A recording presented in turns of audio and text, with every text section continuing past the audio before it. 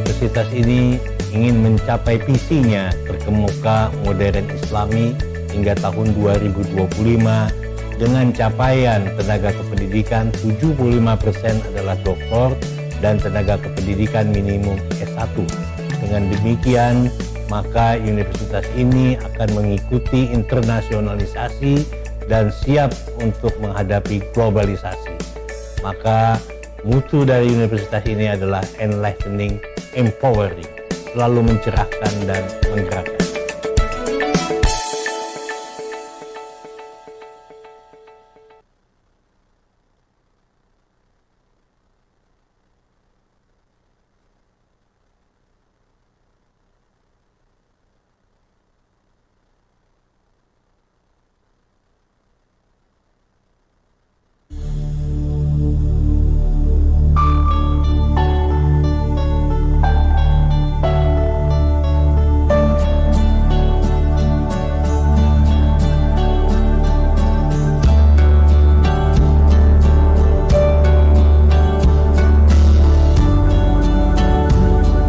Assalamualaikum warahmatullahi wabarakatuh.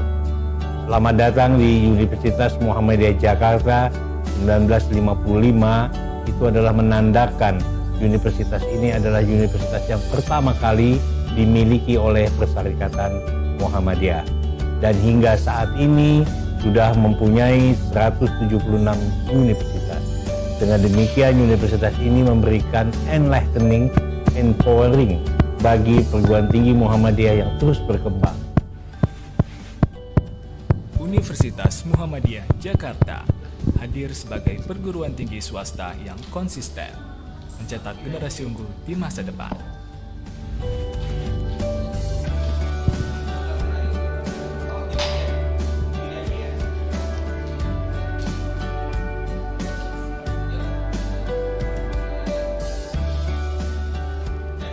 Didirikan sejak tahun 1955, Universitas Muhammadiyah Jakarta kini memiliki 10 fakultas dan 52 program studi.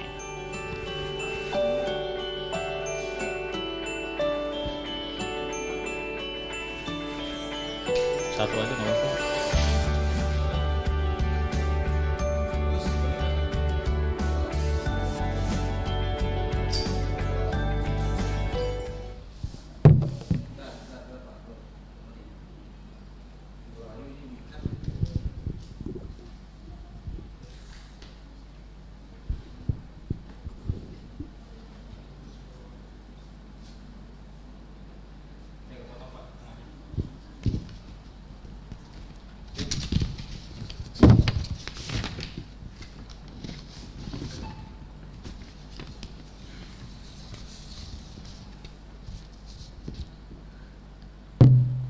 Bismillahirrahmanirrahim. Assalamualaikum warahmatullahi wabarakatuh. Welcome back all participants, presenters, and keynote speakers of ICONTAC. And let's open this by reciting Basmalah. Bismillahirrahmanirrahim. Welcome back again. Okay, my name is Hasanul Misbah. Okay, and for the very first, I would like to read the agenda of today's conference. Okay. Okay, we start to make sure that everyone participates to the Zooms, okay, until 9 o'clock. And at 9 o'clock, okay, we will be starting to the keynote speaker 5, okay. And we will invite Prof. Zainuddin Hazan, PhD from University Technology Malaysia. And the moderator will be Mr. Aswir, okay. And the presentations will span around 30 minutes and then continue to Q&A sessions, which will span 15 minutes. Well, ladies and gentlemen, after that, at 9:45, we're going to have the next keynote speaker 6, okay, Professor Dr. Sukri Langputeh Fatoni from University of Thailand, and the moderator will be the same, okay, Mr. Aswir, Master of Education. And the presentations will spend 30 minutes and then continue to the Q&A session. And after that, we're going to the next keynote speaker, and the keynote speaker will be Alpa Amir Rahman, MPhil PhD, Director of Simulec ORG, and we will have the moderator Hasanul Misbah. Yes, it's me. And after that, we spend 30 minutes and then continue to the Q&A sessions, which will span like 15 minutes. And after that, we're going to the parallel sessions, which will be, okay, which will have like around 1.5 hours, okay, to spend that. And after that, we're going to the closing. And after that, we're going to have the last keynote speaker, okay, Prof. Abdullah Modes, okay, from UNICEF. And after that, we're going to have the closing. Well, ladies and gentlemen, we invite you to kindly wait until 9 a.m. to finally start our first keynote speaker, okay, to present and then to have discussions with all of you. Well, thank you so much. That's all for the informations. You can access the link in your Telegram and then WhatsApp group, okay, and make sure that you join with the right name, with the right account, and make sure you know your schedule, okay, in your parallel sessions. Okay, once again, thank you, appreciate you, and enjoy eye contact. Assalamualaikum warahmatullahi wabarakatuh.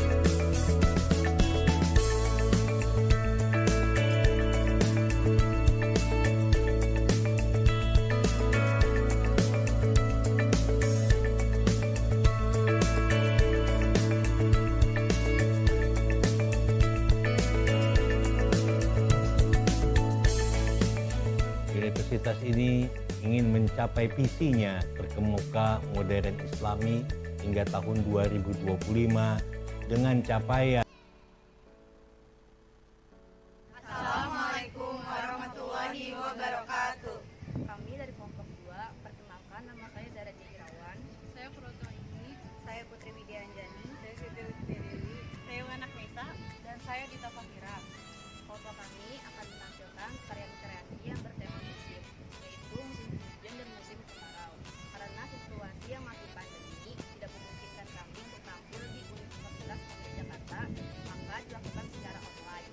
Dan kelompok kami melakukannya secara bersama-sama karena situasi yang memungkinkan di wilayah kami. Wassalamualaikum warahmatullahi wabarakatuh.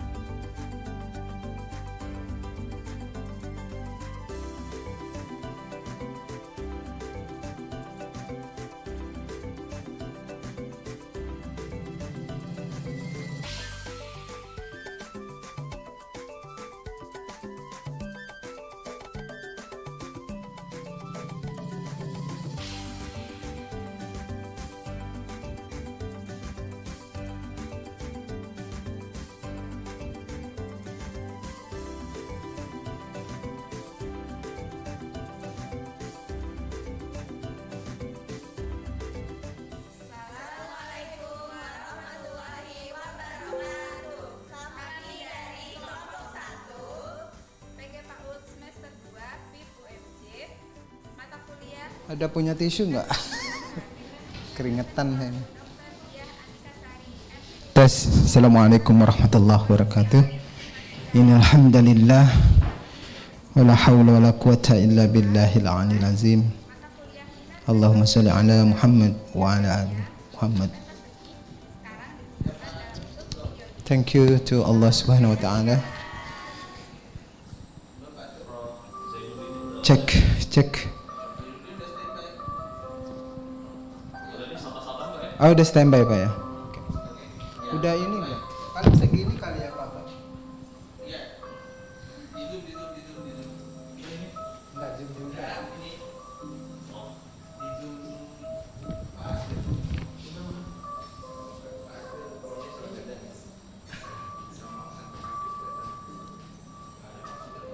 juga lampunya, dua nanti lampunya. Ya mungkin bisa di tinggal.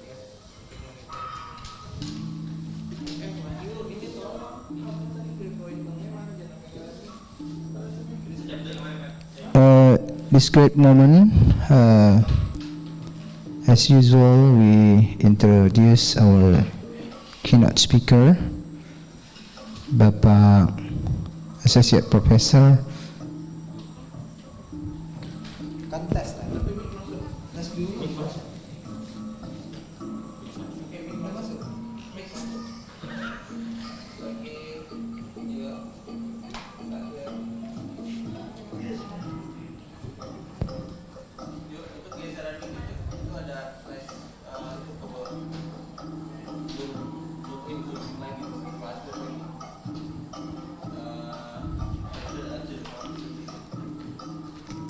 Assalamualaikum warahmatullahi wabarakatuh.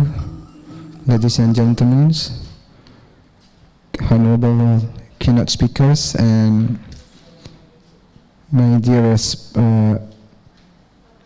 participants, co-presenters. This is the second day or the last day for our first international conference. Hopefully, sharply at 9 a.m. this morning, we will discuss with Mr. Zainuddin Hassan, Associate Professor from University Technology Malaysia, dealing with technology from pandemic starting at the beginning of March until now.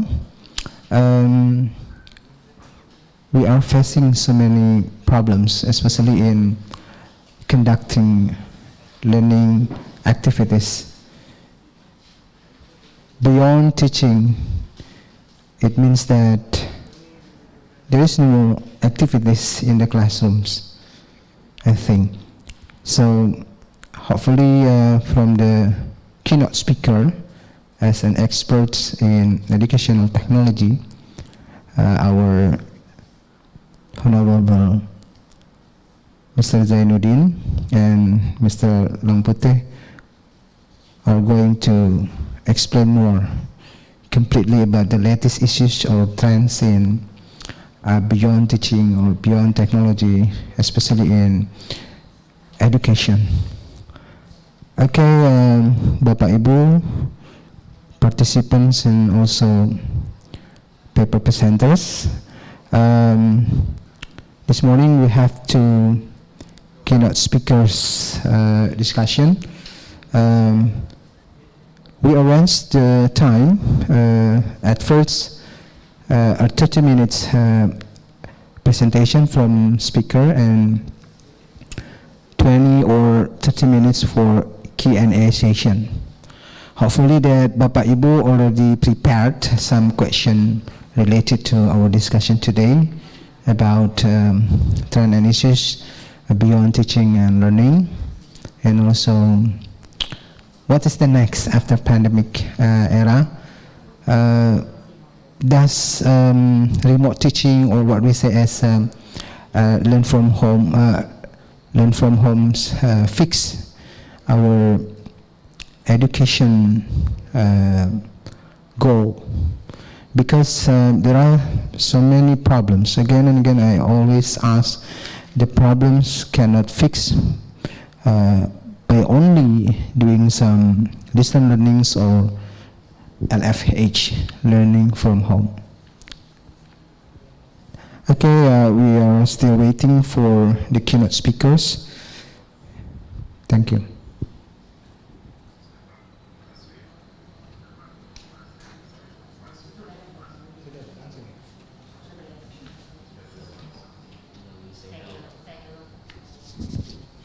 Okay. Assalamualaikum Pak Zainuddin. Ya, saya. Ingat. Ya, Alhamdulillah. Especially I meet again with you, even in virtual, in long distance. not directly face-to-face meeting. Yes, yes. Ya, insyaallah Bapak ya, Pak Zainuddin always in happiness and healthy. Thank you. Alhamdulillah. Yeah, Alhamdulillah. Okay, ladies and gentlemen, participants, yeah, I forgot to say Assalamualaikum warahmatullahi wabarakatuh. Thank you, Pak Associate Professor Zainuddin Hasan, PhD, already attend here with us. Firstly, I read a short bio. Let me read a short bio of you, Pak Zainuddin. Ya. Pak Zainuddin, a full name Zainuddin bin Hassan, from Malaysia. He is an expert in educational technology in University Technology Malaysia. PhD from Development of Education in the year of 2012 at University of Technology Malaysia, and PhD attachment at University of East London, United Kingdom. Okay, yes, a very long curriculum vitae, I think. Yeah. I should not read all, but until now, Pak Zainuddin, yeah, he has many activities, especially as invited speakers, not only in Asia countries, but also in European or yeah, all over the world, I can say like that. Pak Zainuddin, this morning for your first session, we would like to hear from you. As I said before, that 2 days we are still facing and we are still recovering age in pandemic. Yeah. And the new question is about how this pandemic can change our learning situation, especially in post-pandemic.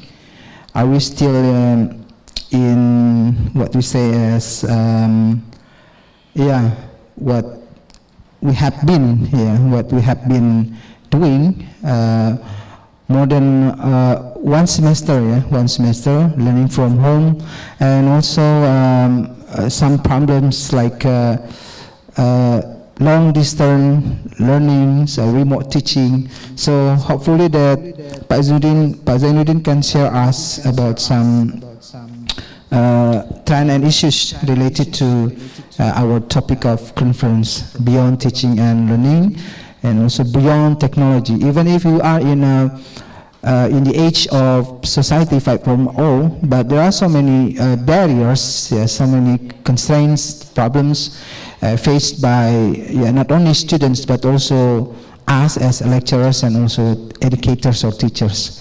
Pak Zainuddin, please give us some enlightenment. I say enlightenment, how to solve and how to fix, because we don't know exactly what will happen next.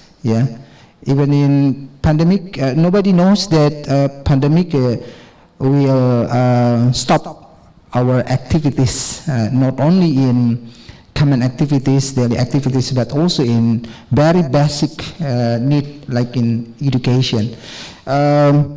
I please welcome to Pak Zainuddin. 30 minutes for presentation and 30 minutes for Q&A session. So hopefully that from participants prepare your best question, and then we open the 2 turns of question and answer session. Pak Zainuddin, okay, to minimize our time consume, that I please you to deliver your speech. Thank you very much. Thank you very much, Pak Asri. Welcome. Alhamdulillah, thank you. I think before that, I last 2-3 days, I gave you a video PowerPoint. Do you have my video PowerPoint? No. You have my video PowerPoint? Pak Aswir? Ya, Pak. Ya, I cannot share. Another one is I cannot share. Saya sudah hantar video presentation hari itu. Ya. Bisa dimasukkan? Oke, Pak. Ya. Video PowerPoint. Ya. Saya sudah Ya, you can share, sir. Ya. Pak, silakan. You can share. We allow you to share screen. Oke.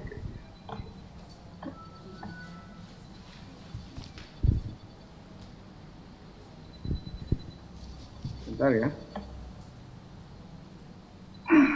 Nice. I thought already give it to the committee.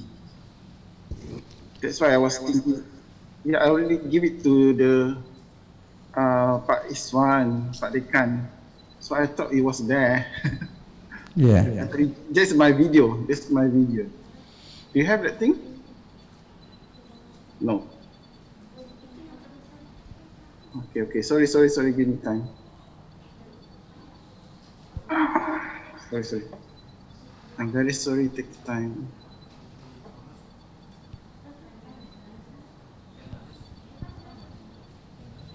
Sorry, sir. Sorry. Sebentar.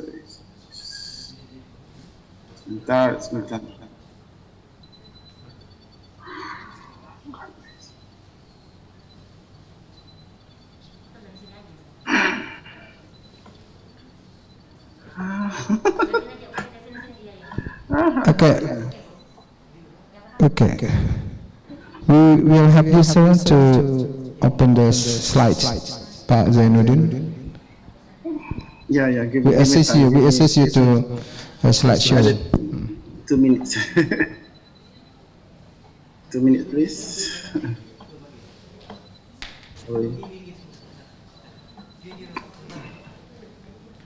Sorry, taking your time. No, I thought I would already give to the committee my PowerPoint. My PowerPoint is the video PowerPoint that I thought that you can use it for the presentation. So now I have to open my new video, my new PowerPoint to the group. I'm very sorry taking your time. Sorry again. Right. So. Okay, we got your file, sir. Okay, already on screen. Oh, thank you very Okay, much. Pak Zainuddin. Yeah. Is it video? Yeah. Is it Okay. video? Yeah. E-learning service ESL. Okay. Can we start? Yes. You may start, Pak Associate Professor Zainuddin. All right. Thank you. Okay. Assalamualaikum warahmatullahi wabarakatuh. Waalaikumsalam. Good morning, everybody. Morning. Can you hear me? I'm sorry. We have some problem here. So this is my topic for today. Is e-service learning, or we call it ESL, electronic service learning. So when we talk about pandemics in the world now, I think in Malaysia also we have the pandemic. Still, we have around 800 positive cases every day. So the school is closed, the university is closed, but we are still online. In school, we have online classes, and in university also I have classes online. So, but I love to share my experience about service learning. Or in Indonesia, is very famous. The word is KKN or kuliah kerja nyata. So this is service learning. In Malaysia, we call it service learning. Okay, next please. So I'm from Sekolah Pendidikan Universiti Teknologi Malaysia, di Skudai. Okay, what is service learning? Service learning is a teaching learning strategy, integrate meaningful community service with instruction and reflection to enrich the learning experience and teach civil responsibility to strengthen communities. So that's why service learning is, I love service learning a lot. I have two subjects that I teach. One is undergrad and one is a postgrad. So one of the tasks or the assignment for the student is service learning. So I love them to really know the community itself, and then how they have a connection with with the community. Service learning is typically involve a community activity or project that link real world or hands-on experience. So for just stay in the class or just in the classroom, they can go to the world or to community or around them to learn a lot. Class, next please. So service learning is very powerful tool to promote student service engagement, and then it's benefit to the student itself, to community, to instructor, and to the university itself. Some when I've been to some of the kampung or the village, they say, oh UTM, UTM never come to my kampung. So they're very when they say, oh I want to come, the UTM want to come to this kampung or this village, or they're very very happy because for them is welcome a lot. They welcome all of our activities, and we put our university names in the top in the community itself. Okay, next please. Okay, service learning also allows students to learn by doing. Okay, and they do it themselves. I'm just instructor, I just a lecturer, but they connect the theory with the practice method of learning. So that's how when they really relate the theory with the what they learn, that they can really go on the ground, real ground. Okay. Bringle and Hatcher define is a service learning as a credit-bearing education experience, a good experience, and the student gain further understanding of courses content and broader appreciation of discipline, enhanced sense of civic responsibility. So that's what I love about service learning. So a student also love when they join my class, they will learn more, they will have to go more. I said, this is time for you to go out, not in the campus, not in the lab. Okay, next please. The photo beside me is one activity they have done. Service learning also is education experience which student participate and organize service activity that meet identify community needs. So that's the thing. So mostly I will ask them, when you go there, what the community needs, not what you want. Please ask, what is community needs? So from what the community needs, that you learn, you will organize something. Next, please. Okay, service learning project.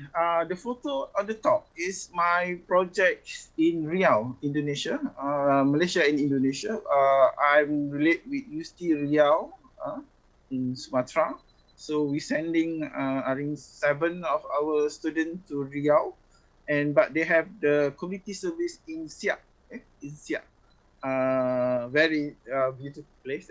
Service learning allow the knowledge by engaging students in community service, ongoing reflections, and ISO and skills.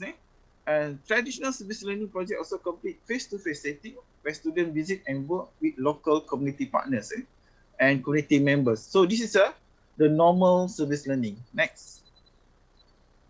Next, please. Okay, e-service learning. Now, the new term that maybe we can use is e-service learning. Maybe in Indonesia you can use e-KKN.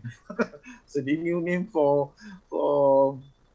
new term for KKN is electronic, because it's an electronic form of experiential education and incorporate electronical support service learning, and it's delivered online and use the internet and state-of-art of technology that permits student, faculty, community to collaborate at a distance in an organized, focused, experiential service learning which stimulate, promote civic responsible and meet community needs. Just major we use internet now. No need you have to go far away, but we can use online. All right. This is I think the photo down there is the Istana Siak. Next, please. Why service? Oh, stop back. Back. Why service learning online? Okay, when we talk about nowadays, for information, e-service learning in UK, in United Kingdom, and USA, they have done 5 years, 10 years ago. It's normal for them, but for us, for me, it's quite new. But when we have the pandemic, we have the COVID-19, no face-to-face meeting, students cannot come to campus, so we have to go for online. Okay, why service learning online? Next, please. This is my student. I have undergraduate. I have around 33, and then I have class in Kuala Lumpur. They have around 30 students, and I have master class around 10 students. Yeah. So this is my student. So this is my online the class yesterday. So how we meet them, discuss online. Next, please. Okay, why service learning online? So service learning may be particularly useful for adult learners. Yeah, I think they can done. Especially, the lack of interaction that occur in traditional distance learning courses that combine service learning with internet instruction may introduce new motivation to e-learning while applying knowledge and real setting. Another one is in order to remain relevant and viable. So mean that firstly, when I want to do service learning, I say, oh, how can I do when I can't meet my student? Why? How the student cannot go to the community? But alhamdulillah, when I read a lot about e-service learning, so the thing we can do it. Although we have a pandemic of COVID. So in other aspect, service learning also we can do it online. Okay, next please. Okay, the benefit of e-service learning. E-service learning is either marriage of because of the overcome limitation of both service learning and online learning. E-service learning face service learning from place-based case access or geographic constraint. I think in Indonesia you have to go to rural area or very far away to go for service learning. But now when we have online, the thing become easier. So no need we have to travel a lot. So we can have the service learning happen, although it's very far away as others. So that's the benefit of service learning. Next, please. Okay, another benefit is service learning is that sometimes it also can enrich population that otherwise may be unable to participate in service learning. For example, like as a disabled person, rural population very far away, or very far from the institution nearby, and introvert individuals. So with free-based constraint, e-service learning might include religion, regional, national, or even global partners of service project. Maybe next time UMJ can do e-service learning with UTM. So we can have an online with our Mahasiswa, our students in UTM and in UMJ. So, but if the COVID gone away, but we can do it in my place, no problem. Please come. I'm open to everybody to come to Malaysia. Next, please. So, when we talk about the pedagogy aspect, so I think some of you must know about the TPAC. TPAC is where technology, contents, and pedagogy, they mix with the technology, pedagogy knowledge. We call it TPAC. So we have the pedagogy, but the contents will put technology inside there. I think next, please. Next. Okay. So service learning now, we can say service learning plus online learning plus distance learning. So just imagine, the COVID give us more far, what you can say, how become our service learning become bigger and bigger and bigger, and maybe far distance learning also we can do it in the service learning. Next, please. All right. The service learning, we call it continuum service learning. So we can see the figure 5 down there. We can see the 0% online and 100% online. So mean that if you are if traditional service learning is a 0 online, they did not use online at all. But we can go for extreme service learning where 100% using internet, or we can do half 50% or 20% internet, or maybe 70%. So this is well, we can go also 100% online. Next, please. So we have 4 types of e-service learning. So this is the is it a graph? Or is it a tab? Is that a figure? So we can see which one is online, which one is on-site. So we have traditional service learning, e-service learning hybrid type 1, type 2, and extreme service learning. So next, please. Next. All right. So the first one is type 1 hybrid e-service learning, instruction online, service on-site. All right. I have discussed with, I've done it, this service learning. We have several proposals for my student. So I think this year I have more than 10 proposals about service learning itself. So the service learning can become maybe the first one. The first one is the class is conducted fully online, something what I have done now, but the service is conducted on site. So one example that we can say that, for example, like mostly my students are teachers.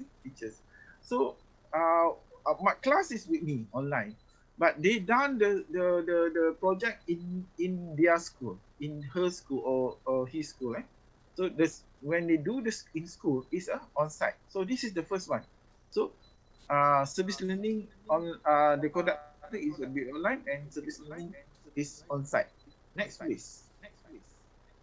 Type 2 is e-service learning instruction on site and service online. The course is conduct on site and the service is conduct fully online, usually building online resource as a service component. All right.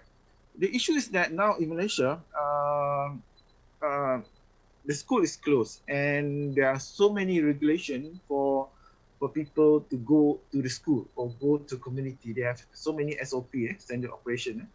So we have to think differently or use plan A or plan B or something. So in this case, it's different. The course is conduct on site.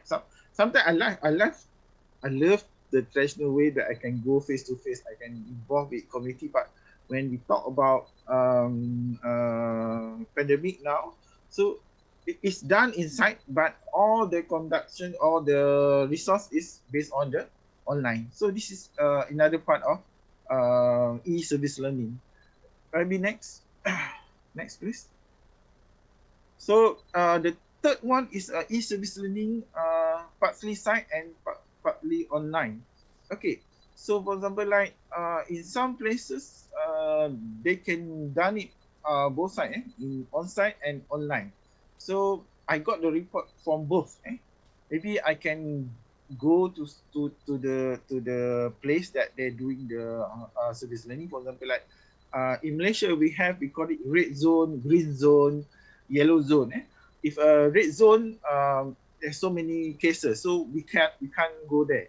But if a green zone, mean that no cases, we can do the project in that part. Or we have another one is a yellow.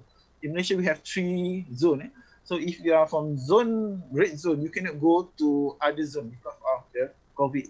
So this is, we can do the number 3 is that half in there, face to face, another one's online. Okay, next please. The type 4 is 100% online. Okay, both courses and service are conducted online. Okay, in my class, I have 2 Afghanistan students and China student. So really, I can't go to Afghanistan. I can't go to China. But they are doing there. In there, I will show you some example. In Afghanistan, they have service learning also. I have students in Afghanistan. I have also students in Kuala Lumpur. So I can't go to Kuala Lumpur. Now Kuala Lumpur is we call it red zone. You can't go there. So the course and the service is conducted online. So we're using 100% internet for the service learning. Next, please. So this is the proposal that from the online. My student, I'm sorry, the draft one is from Afghanistan. I think there's something wrong with that thing. And then the hanging garden using recycle.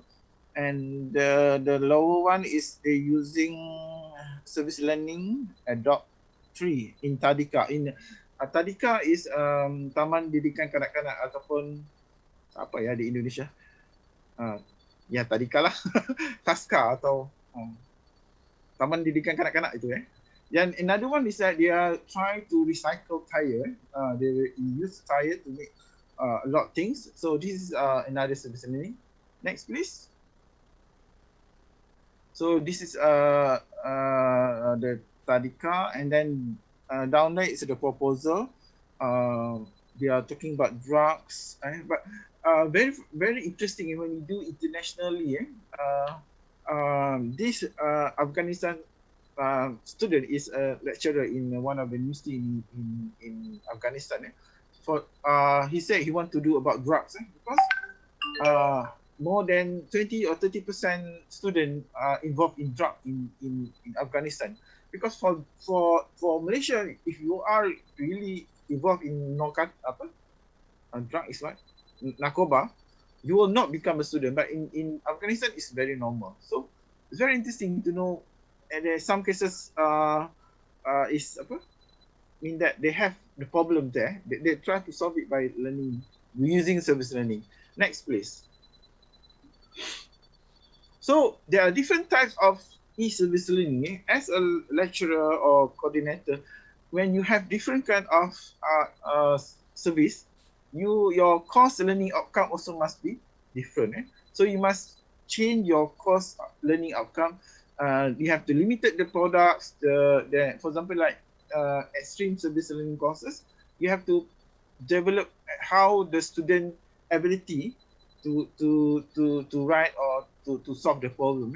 So maybe each type of service learning may also face different limitation and require different technique. But when I discuss with my student, alhamdulillah, they know the problem will arise, so they have plan A, plan B, and plan C. So for example, like I say, oh, the school is closed until January.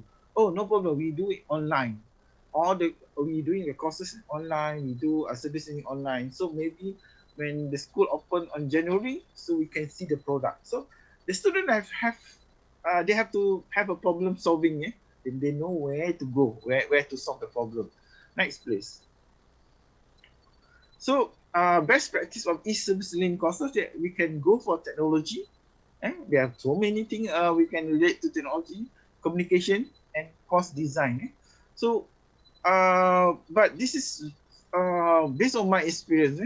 So it's very interesting, when we are going in the pandemic, so we are more learning, we are more online. It's like it's our webinar. And think you see so many photos I put beside of my PowerPoint.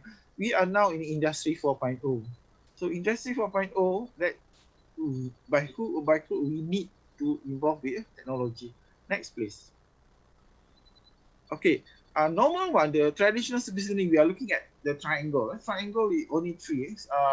Student, instructor is me, student, and community partner. But when we're talking about e-service learning, we have four things. Four corner: instructor, community partner, and student. They have another one, instruction design team. So the team, because I use the word team because they are discussing how to solve the problem, how to do that, how to solve the problem, how to do the service learning. So they need design team, plan A, plan B, something. So this the book beside this is a book, Akademi Baru Inovasi Pembelajaran. So we call it NALI. I'm one of the writer of the book. So I'm writing about service learning.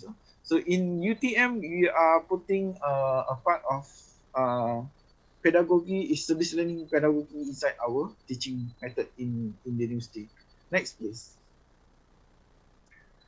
So best practice and design principle. So courses of service learning or e-service learning components should follow some common best practice. They have the syarat-syarat juga, right? By following three RS. The first one is reality, reciprocity, and reflection. Next, please. So reality, it means that ensure a clear connection between the learning objective and the service learning project, as clear as clear goals and impact. So the student know their role and responsibility. I'm very interested when I discuss with my student, the team.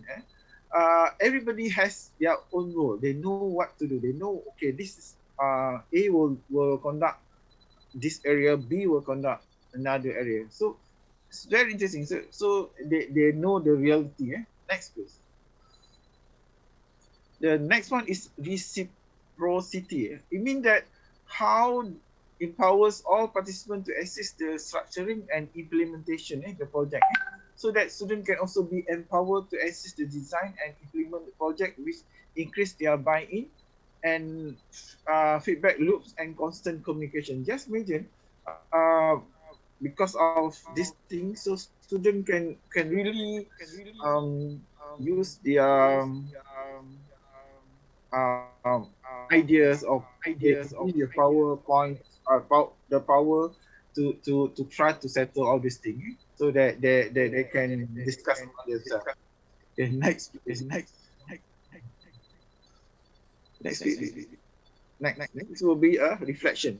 Okay, mostly in service learning we need reflection. Reflection is how normally in my student I will ask how is your project. So do you need any changes, or how is your cooperation with the group? So the reflection is very important for the next coming service learning, so they know that they got something from the project. So educational interest institute need to ensure that reflection allow them for critical engagement in students, so they develop more and more. So this is the paper cutting that we do a service learning in Cambodia. So one of the paper cutting. Next, please. Okay, for the future studies, so this is very open. This is very interesting. If people like to write paper, article, do research, well, I found it very interesting that researchers should also conduct a compare the outcome of e-service learning to those in traditional service learning. So you can do a comparison, especially in related area, something like learning outcome, civic engagement, professional development, and others. So one of my student, my master student now, S2, S3 sudah they done it about service learning, but my S2 student now he and she is doing a research about e-service learning. So my student in the project, they will be the respondent for my student master. So I think we can enrich our writing, our research about e-service learning. I'm also very interesting about e-service. Sorry, the photo down there is a UTM in Kuala Lumpur and also in Johor. I think Pak Asri sudah kemari. Next, please.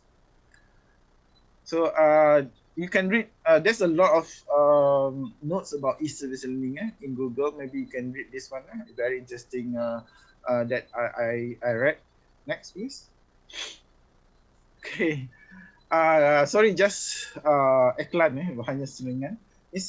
Institute Technology Malaysia take is branding to Sky with AirAsia. Now we put UTM in AirAsia. This is last year. So maybe if you found AirAsia UTM, so UTM is Institute Technology Malaysia. So we have collaboration with AirAsia. Next, please. Okay, thank you very much. This is my email. So if anybody interested in service learning or KKN, you want to do in Malaysia, I'm openly, and then maybe we can do a program in UTM in Johor, or we can bring the student to UTM or bring UTM student to your university, and then maybe we have more collaboration. Next. I think that's all. Thank you very much, Pak Asri. Alhamdulillah, thank you very much. Sudah selesai. Pak Zainuddin. Yes. A very great inspiration comes from you today. Okay, we have 15 minutes for Q&A. Hopefully from one of our participants can give some comments or question. Okay, participants, question.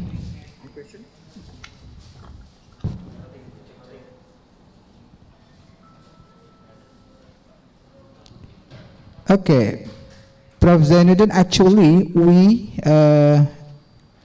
UMJ did 2 months programs of e-service learning. As you mentioned before that we have 4 types of surface learnings, yeah, full online or partly on site and partly in classrooms, and also fully online and full in on site. The problem next goes to the permanency. I say the permanency.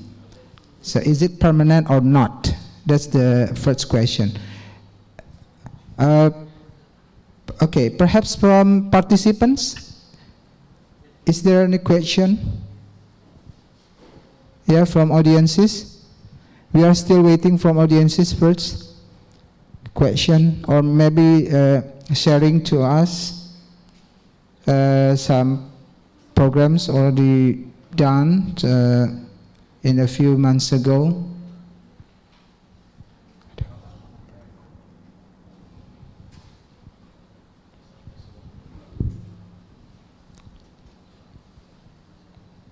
Okay, Pak Zainuddin, what about the permanency? I asked you the permanency of this program. We will go back to full on-site, or we apply partially on-site and online, or we can conduct in online type. And the second about at the beginning of this year, 2020, our Minister, Mas Menteri, Nadiem Makarim, released a new curriculum as what we say as KPT, Curriculum Perguruan Tinggi. In university level or tertiary level, students are beard to be what we say as e-learner service, e-learning servicers. So what do you think about this program, Pak Zainuddin? Yeah? This is the second question. Because in Indonesia, we are going to more than in out of classroom activities like not only ESL but also internship. But sometimes I see that it overlaps with another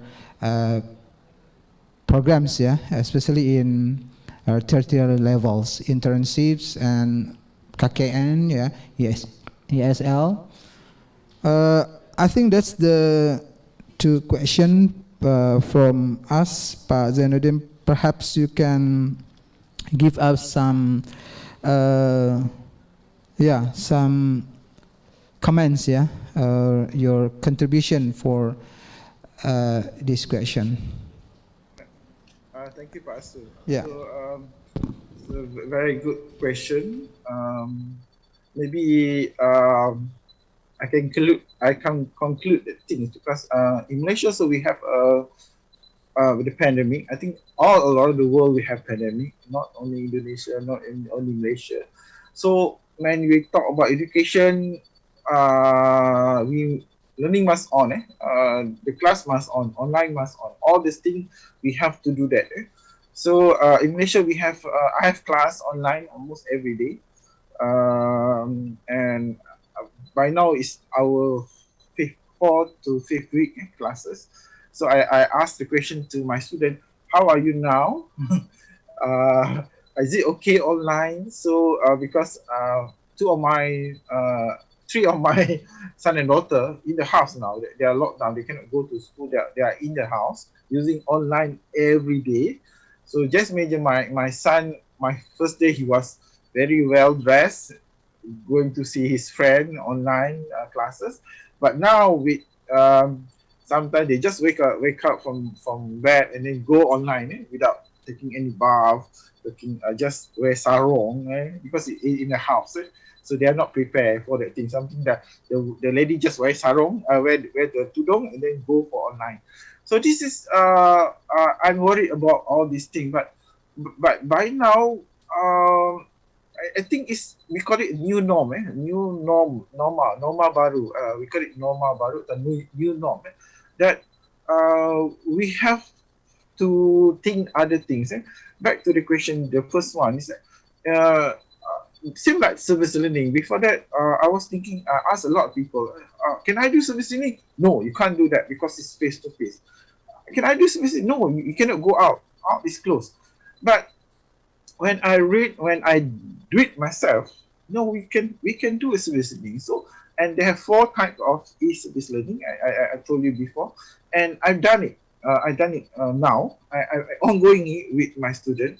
So for me, I'm happy when I discuss with the student. They said, "Oh, we can do that." For example, like we can have several from several countries participate in our e-service learning, but we do online.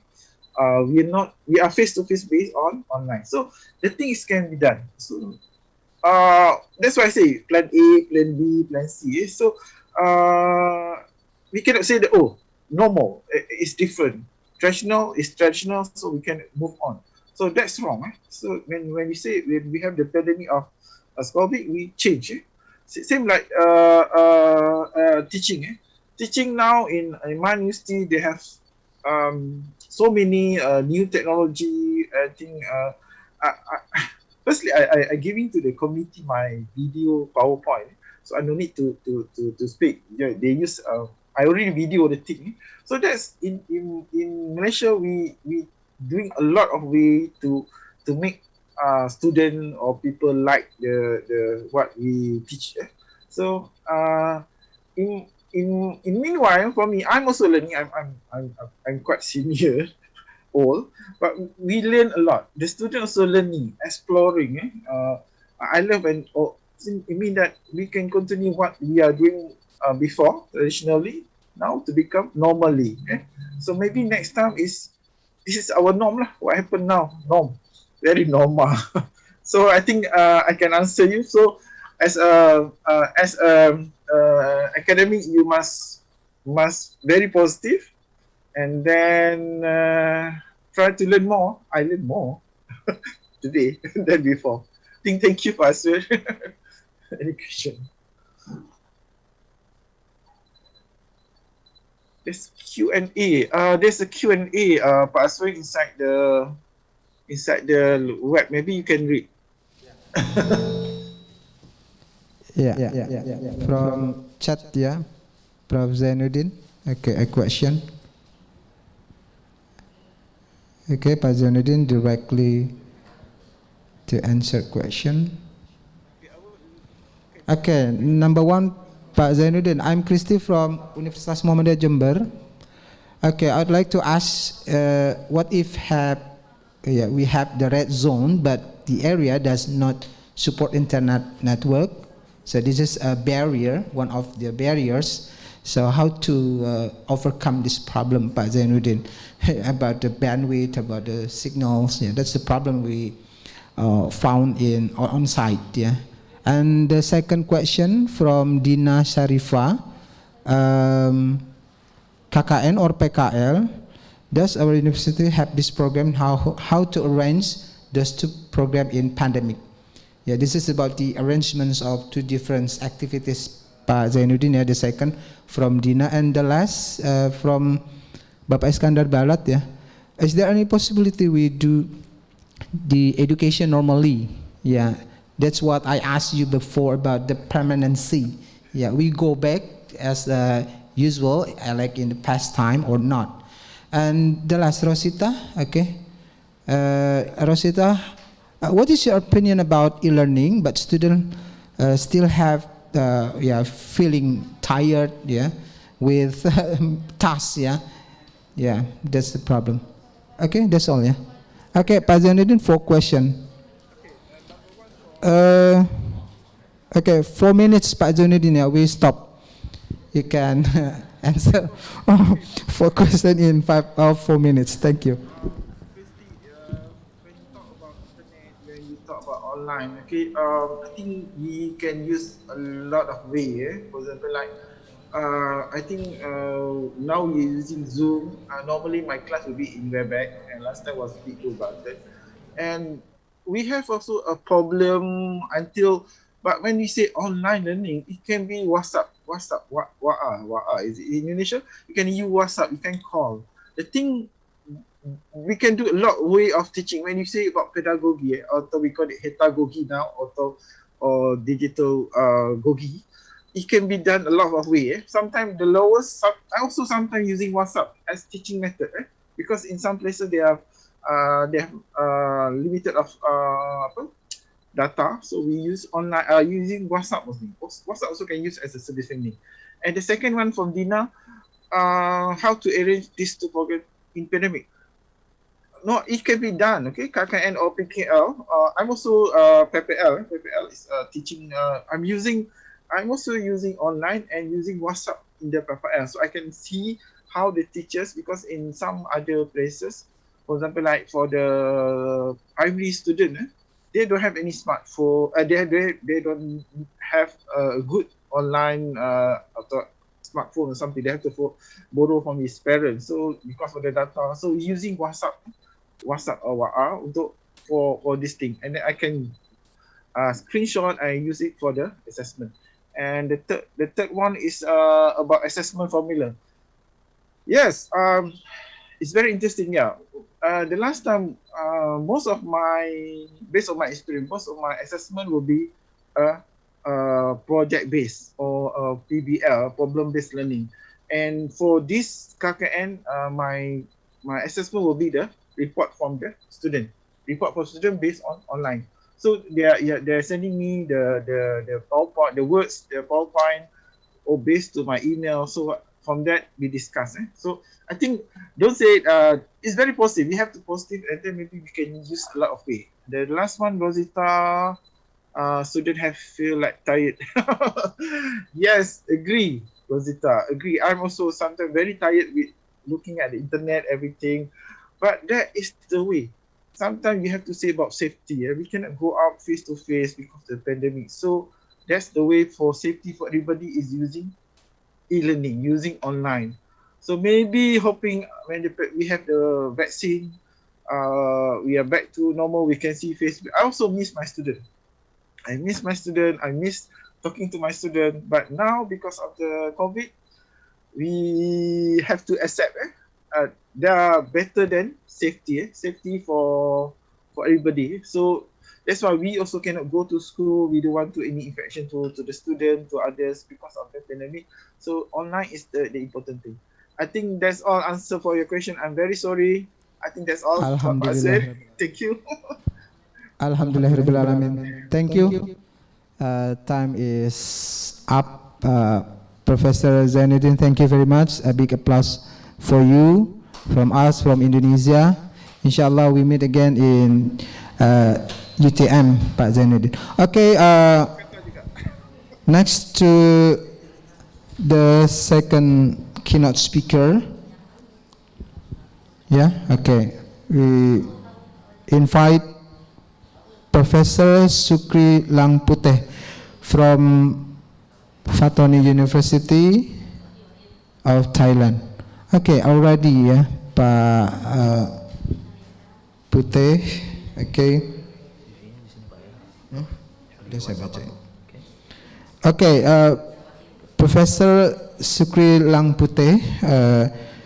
Let me tell his short bio. From Fatoni University, Thailand, Bachelor of Islamic.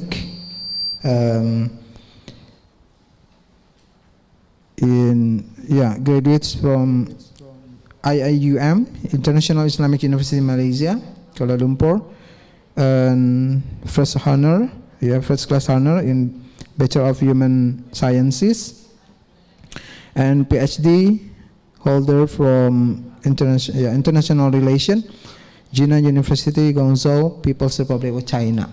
I think that's for short bio from Pak Sukri Langputeh. Okay, Pak Sukri,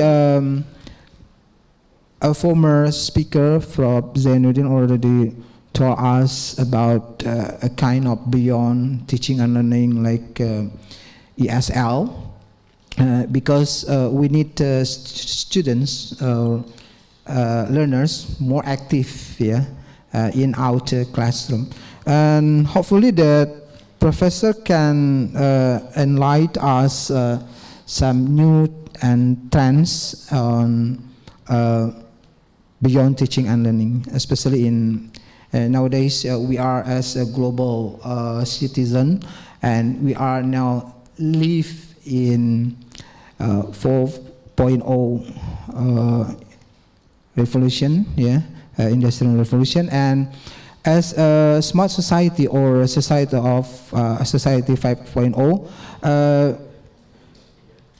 Hopefully that you can explain what we are going to face the next time. That's the key word for your presentation. Okay, Pak Professor, time is yours. Thank you. Yes, Bismillahirrahmanirrahim. Assalamualaikum warahmatullahi wabarakatuh. Yeah, Pak Moderator, do you hear me?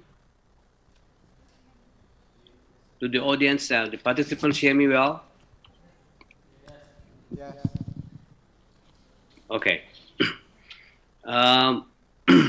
Thank you very much for the invitation. First of all, I would like to say thank you to Pak Habib Krizdin from Jogja to introduce me to this conference of ICONTAC. Secondly, I'm quite sorry these days because we are now at the corner of the semester, so we are busy with examinations and all these things. But I will try to share with the audience within how many minutes, Rob? 20 minutes or 30 minutes? 25 minutes. Okay, 25 minutes, yes. I may make this conference international by speaking English, as we all know that English is international language. But at the same time, we are in Fatani University. We are using 4 languages. This is the only university in Thailand which is using 4 languages or 4 languages as medium of instruction. We use English, we use Arabic, because most of the scholars in southern Thailand, in Patani, are a bit well versed in Arabic language. So we have a bit strong Islamic studies faculty. And we also have programs that we are teaching in Bahasa, both in Bahasa Malaysia and also Bahasa Indonesia. We have, this is the only university in Thailand which are teaching Bahasa Indonesia as a concentration. We were thinking of upgrading it into Department of Bahasa Indonesia in the future with the, cooperations with mungkin Duta Besar Indonesia di Thailand, or maybe if we have a bigger market, so we have a guru coming from the to help us. Inshallah, in the future we will have a Department of Bahasa Indonesia. But as of now, we have Department of Bahasa Melayu, and under that department we have Konsentrasi Bahasa Malaysia, Konsentrasi Bahasa Indonesia. And last 2-3 years, I mean, the demand of Konsentrasi Bahasa Indonesia is very increasing. So due to that, I may share some of my experiences in Bahasa Indonesia as well to respect, ICONTAC, which is mainly conducted in Indonesia or in Jakarta. And also to pay tribute to my great-grandfather. Saya asli, kakek-kakek saya dari Indonesia, dari Java, on my mother's side. So I may want to show you that after many generations, we in Thailand are still able to speak Bahasa Indonesia, walaupun bukan bahasa Jawa, itu lagi. Bahkan kalau alhamdulillah kita masih bisa. And I will try to make 25 minutes to be understood by the audience, and to say that I don't know what to say, but Thailand has no experiences like our prof from Malaysia has mentioned just now, that we have to go through online education. You have to go through classes in the morning without taking bath, wearing sarong and wearing tudong, and then you are in the class. As well as in Indonesia and many parts of the world, students are still conducting this. I got 2 sons. I got one son and daughter in Istanbul, the whole semester staying at hostel, going to classes, online programs. But we in Thailand, Prof. Moderator, I'd like to let you know that we have started this semester with physical classes because Thailand has no lockdown anymore. We have no infected cases from Thailand itself. That's why we are a bit free to mobilize from one campus to another, from one province to another province. I fly to Bangkok today, come back. I can fly from Bangkok to northern Thailand, northeastern Thailand, and come back. To the whole country now, we can just fly to everywhere. We are, I can fly to teach not only in my campus, but I can fly to teach in some universities' campuses in Bangkok. So this is the situation. That's why I'd like to share here is that we have planned, many campuses, many universities in Thailand have planned to face, not only pandemic, but even before that, they were planning to face challenges that will happen with 4.0, IR 4.0, as well as, because of disruptions of academic disruptions that happened not only in other parts of the world, but specifically in Thailand.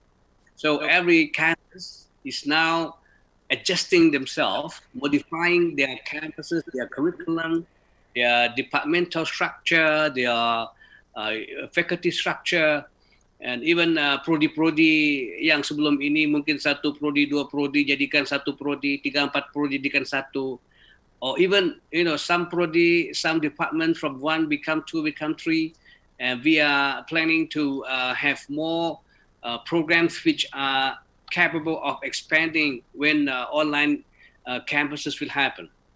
So to say here, we have less experiences in conducting online education by ourselves, but we learn from some other campuses outside the country, in Europe, in America, in Australia, and even in Asian countries.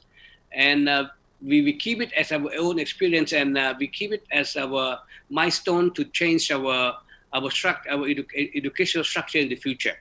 But untuk kami sendiri di kampus-kampus kami sekarang ini semuanya physical classes, be social classes, be medical classes, be scientific classes, all kinds of labs, laboratories, and all those kind of things. Students are coming to the lab. Teachers are coming. Teachers, supervisors coming to the lab. I myself go to the class and teach and conduct. Last 2 days I conducted my examination in the class. Students can see my face. I can see and supervise them.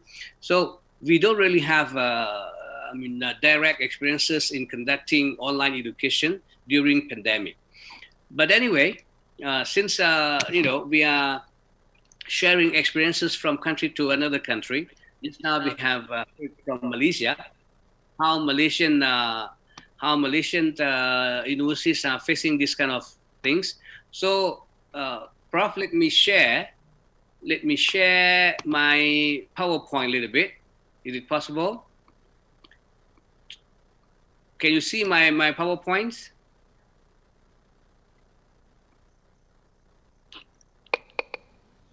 Hello? Okay, already on screen. Yeah. Okay.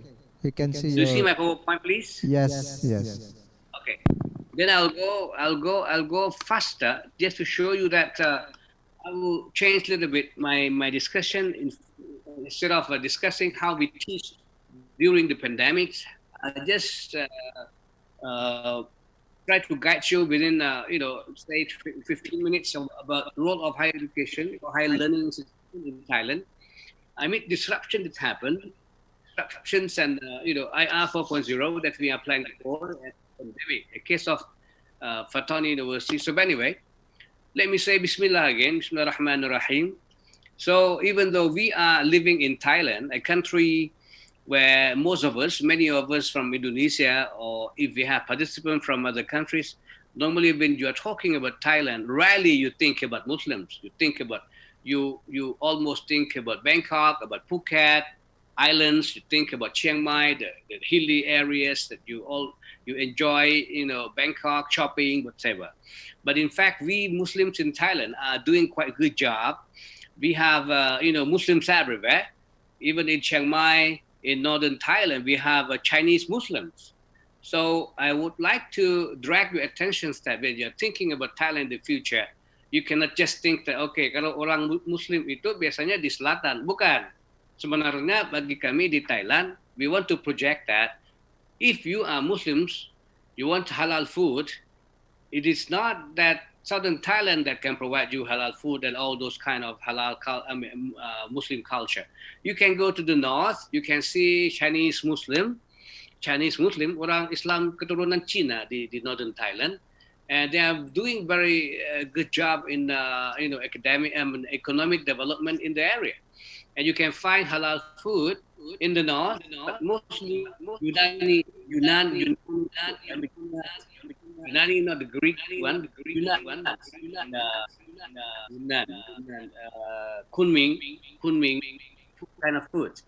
So when you come to Bangkok, for participants who are orang Jawa, orang Indonesia, you should be proud of Bangkok, because in Bangkok alone we have at least two masjid Jawa. In Bangkok kita punya 2 masjid Jawa yang agak besar di Bangkok. So you may change your mentality when you are coming to Bangkok. You go and visit Masjid Jawa. You can see how orang Muslim keturunan Jawa yang berada di Bangkok itu.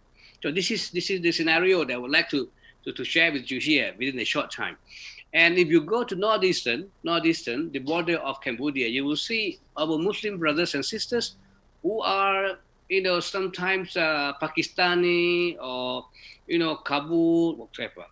But then when you come to the south, as you all may know, that we have Malay Muslims. So that's why I mentioned this morning, I mentioned earlier that our campus in Fatoni University are utilizing or using 4 languages in teaching. We have Arabic, we have Thai. When I say Assalamu alaikum in Arabic, so I can just translate into Thai as Kokwam Sati to me the Tan. And to make it international, so I utter Thai words. So it means that at least, there are Thai participants or Thai panelists are speaking Thai to the audience. And we also use a Jawi script, Salam Sejahtera ke atas Anda. So jadi ini 4 bahasa yang kami guna. So these 4 languages is in fact help us to pass all changes that happen. We can accept students from everywhere in the world as long as they utilize these 4 languages. That's why our campus, for the audience, I would like to say that we have students from Indonesia, we have from Java, we have from Sumatra, we have from Java, we have also from Aceh, and we have also from Papua to study with us. As long as they can utilize these 4 languages, bahasa Arab ataupun bahasa Inggris, bahasa Melayu ataupun bahasa Thai, jadi mereka bisa menulis tesis dalam bahasa-bahasa ini. Then I would like to say this: the time is very limited, so let me show this to you. So, in order to face these kind of challenges, either IR 4.0 or all kinds of disruption which may happen in education, or even what is happening now during the pandemic era, we are facing all these kind of things with heart. So we are promoting our staff, we are empowering our staff, anyway, our students to feel that okay, they are just like a small cat who are capable to become lions, who are capable to become tigers, who are capable to become big guys, even though they are just small guys. So forget about all those shortcomings and problems and challenges that happen every day, but think that okay, we can get this problem, we can go through this problem. Yes. Then next one is this is about our heart. So we are empowering our staff and students to feel their heart to be strong, but at the same time we are changing the hate too. For example, like just now, Professor I forgot the name, Fredundin was from Malaysia, are talking about, we were talking of pedagogy, but now it's either digitology or digitogy, whatever. It means that our head, our knowledge, our body of knowledge, and our epistemology has been changed. Before the coming, before pandemics, we were fulfilling our students' body of knowledge. But now, with the coming of the pandemic, we have to change the way of feeding the knowledge to them. We have to teach them how to hate their fish to another directions or another way. Because of these things that happen now, we are promoting a 360 degrees education. 360 degrees in teaching, in writing materials, in making all kinds of forums and conferences, whatever. And the last one, which is very important, is when your heart is ready, when your head is ready to change to any directions. But what we need now is the hands. We need the technology. We need the know-how that we have to be ready to face all kinds of challenges. So with that, I would like to share here. Sorry, Prof. Sukri, can you move your slide? Because your slide just keep on one slide. Prof. Sukri. Which one? Yeah, slideshow, not move. You don't see my slide. I can see, we can see your slide, but doesn't move. The slide only in first slide, yeah. Okay. Yeah, oh yeah, okay, good, thank you, Prof. Okay, so how many minutes more, Prof? 10 minutes, yeah, 10 minutes. 10 minutes, okay. Yeah. How our country plan to face the disruptions of pandemic? How the government is pushing the higher education. Can you move your slide, Prof. Sukri? Second slide, third slide. You see this? Yeah, the slide doesn't run, doesn't move from one to two. You see this one? Yeah, okay, yeah. Not automatically run, yeah, not automatically run your slide. Or okay. You click the button, play. Yeah, I clicked it. I clicked already. Okay.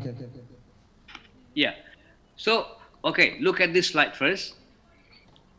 In order to face these challenges, so our government has given instructions to the Ministry of Higher Education.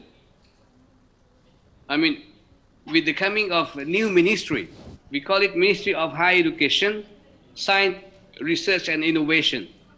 So this ministry is in fact the combinations of Commission of Higher Education, the Ministry of Science and Technology, the National Research Council, coming together from 3-4 bodies to become one ministry that we call it Ministry of Higher Education, Science and Research and Innovation.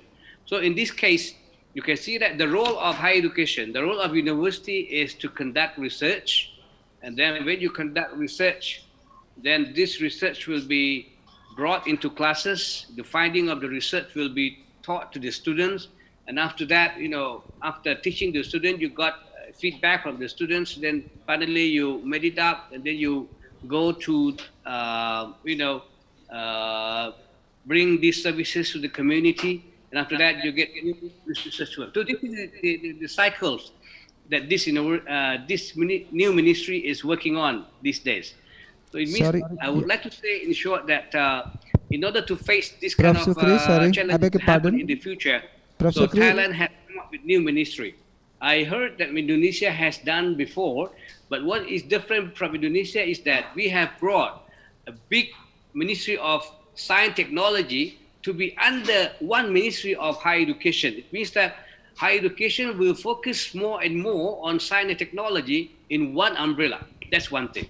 The second, the slide, we have we cannot see your slide, Prof. Just a blank slide. Can you move your slide, Prof? You see my slide? Yeah, blank, just a black, black slide. Yeah. Okay. Yeah, perhaps you open one by one slide. Okay, the 10 slide, yeah. Okay. Okay. Yeah. In order to face the pandemic, Thailand has set up a Center for COVID-19 Situation Administration. We call it CCSA. So this center is still working on.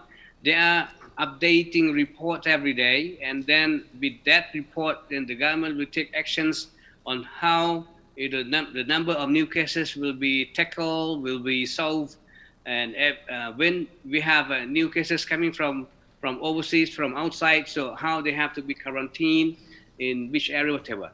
And Alhamdulillah, our Thai Islamic Medical Association is also active, because sometimes it is related to Islamic issues, or is related to, hukum, halal, haram, whatever. So this Thai Islamic Medical Association of Thailand, which comprises of many medical doctors who are Muslims, they are also active in that. And then the National Islamic Committee also active with that. Well, I would like to say this. I mean, in the last point, I'm sorry, because my slide is not really, suit with the theme. But anyway, I would like to share, like I mentioned to you, that Thailand is not really facing problems like other campuses overseas about online education. So I just would like to say is that let the audience or participants know that the Thai universities or the Ministry of Higher Education now is trying to re-engineer universities, faculties, and departments by coming up with new positions of universities in Thailand. So they asked us to choose, the ministry asked us to choose all universities in the country to be in 3 categories. I don't know in Malaysia, Indonesia, how you put universities into which category, EIN and the Ministry of Religious Affairs, and then you have some of the universities. But we in Thailand, we have all universities under Higher Education Ministry. And we are focusing on 3 categories now. The first is world-class universities. So mostly top 10 or top 20 universities in the country out of 178 universities in Thailand that we have now, they have to choose to be in world-class universities, which are requiring them to have more publications, more international output. The second group is that technology universities. So these universities are almost, like you may have heard about Rajamangala University or technical universities in the country. They are working more and more research on technology in order to, cope up with technological development of the country. And the last one, I think some universities in Indonesia know well, that is Rajabat universities. We have Jala Rajabat in the south, we have, in Bangkok or everywhere. So mostly Jala Rajabat universities, and also many private universities like mine, Patong University, are under community universities. So why I mention this? We mentioned this because finally, all universities, either pandemic or after pandemic, whatever, we have to work on through, online or inline education in order to cope up with this kind of categories. So this is all, I think, that I would like to discuss with you here, in a short while. So you may ask questions, and I will try to, share my thought during question and answer. Thank you very much, Prof. Okay, thank you very much, Prof. Sukri. A big applause, the best compliment for you. Okay, for the next, perhaps you can read from the chat, yeah? Some questions go to you. Is there any question? Participants can write on chat, yeah? Directly ask some question or some comments. Okay, Prof, what we can get from your presentation that nowadays in pandemic era, especially in your campus, as a case in southern Thailand, Fatoni University. The concepts of revitalization and repositionization. Yeah. Your university has a program becoming one of world-class universities, and then the second as a technology university, and the last as a community university. Can you tell us about the barriers you face in running this program? Because you know, in Indonesia, especially in our country, that becoming a top university in ASEAN is very difficult. Yeah, very difficult. So how can you argue about this statement that getting a world-class university is not an easy task? Can you give your ideas about how to get this level, world-class university? That's one of your programs at Fatoni University, Prof. Sukri. Okay, thank you very much, Pak. Yeah. To obtain the first category of being world-ranking universities, a world-class university, is very difficult for small university or even private universities, because we have a lot of barriers to get into that category, because it needs a lot of investment. And the investment that needed for this category of universities is more on research and publications, not only having lots of research, but publications after doing research in in the areas of disciplines. The problem is when our departmental fellows are getting research, you need to have research works which are not only in the field, but more of policy research, and research that finally can move the country, can move the policy of the nations.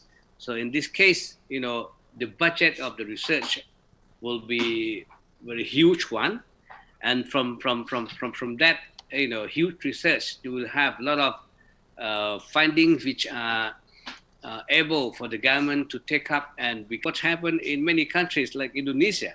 In Indonesia, whenever I go before pandemic, I went to many universities. They are talking about, everyone is pushing towards world-class university. Even your university is just 2 years, 3 years, or 5 years. Or your universities are good at being integrated universities like in Muhammadiyah.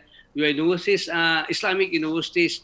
But again, you are pushed to be world-ranked or world-class universities, which you need a lot of investment, which you need a lot of efforts. You need a lot of experts, for example, efforts and also experts. So in this case, our Ministry of Higher Education understood that well. So that's why only universities who are ready and capable of being enough experts, enough researchers, enough manpower will be into world-class universities. But second group of universities are all those technological universities. Sometimes they may not have very high potential research on policies, but they are working more on technology, technical research. They are working for hardware research rather than software research. So this university will be mostly technological universities or vocational universities. But one thing which is good, Pak Moderator, that is our government has given us room for small universities or universities which are strong in their own province, in their own areas, to be community universities. Like Fatoni University, we choose to be in community universities, but with the coming of university, we can change the society, we can change the community. And with the coming of our university, we can bring international students, more than 95 countries coming to our community. So with that, we make community stronger, we make community change. So we are not fall into the first and second category, but we can be hero, we can be the best in the third category. This is the selections and also the choices given to our universities, Prof. Thank you. Okay, I see on the screen there is one question, yeah? Q&A. Is it? The chat. No, we still have 5 minutes Okay. for one or two questions from participants. I'm interested in. Can you make bigger? I can read. Yeah. Okay. Yeah, I can read it now. Yeah. I'm interested from Sigit Suharyono, Prof. Puteh. I'm interested in knowing how Muslim students' achievement in higher education is when compared to others, and how others can get along with Muslim students. Very good question. Yeah. Very good. Okay. Yeah. We Muslims is just 5 to 6% of the country.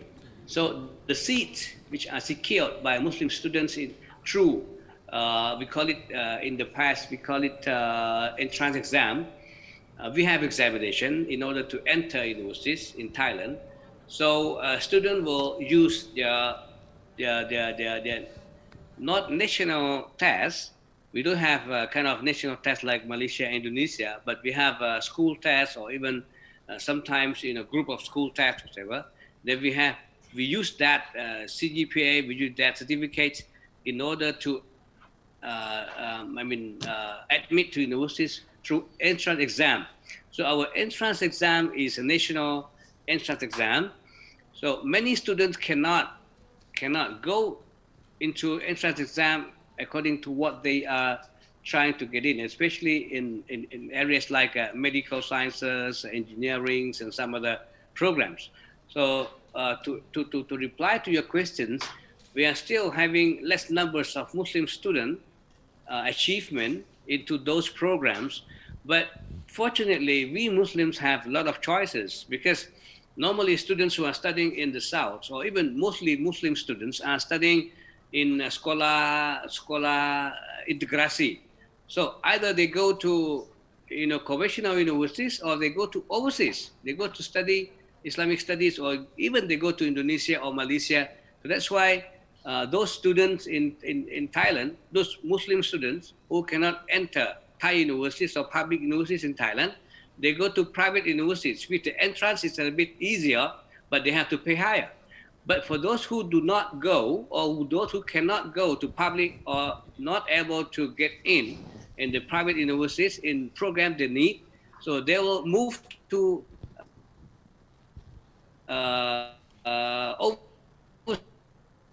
overseas. They go to Indonesia, they go to Kuwait. In this case, I believe that mostly students who are studying with non-Muslim, the whole countries, studying from from the northern areas like Chiang Mai University up to Bangkok, down to Bangkok and down to southern Thailand. Mostly our Muslim students are not having problems that much getting along with non-Muslims, and normally non-Muslims who are being friends with them are not really having a problem in socializing with our students. And it is good that when Muslims who are from the south are going up to the north or going to Bangkok to study with others, so there'll be rooms and platform for them to exchange cultures and all those kind of things. Yes. Thank you very much for the question. Okay. One more question, perhaps. We still have 3 minutes to end this session. Yeah, one more question.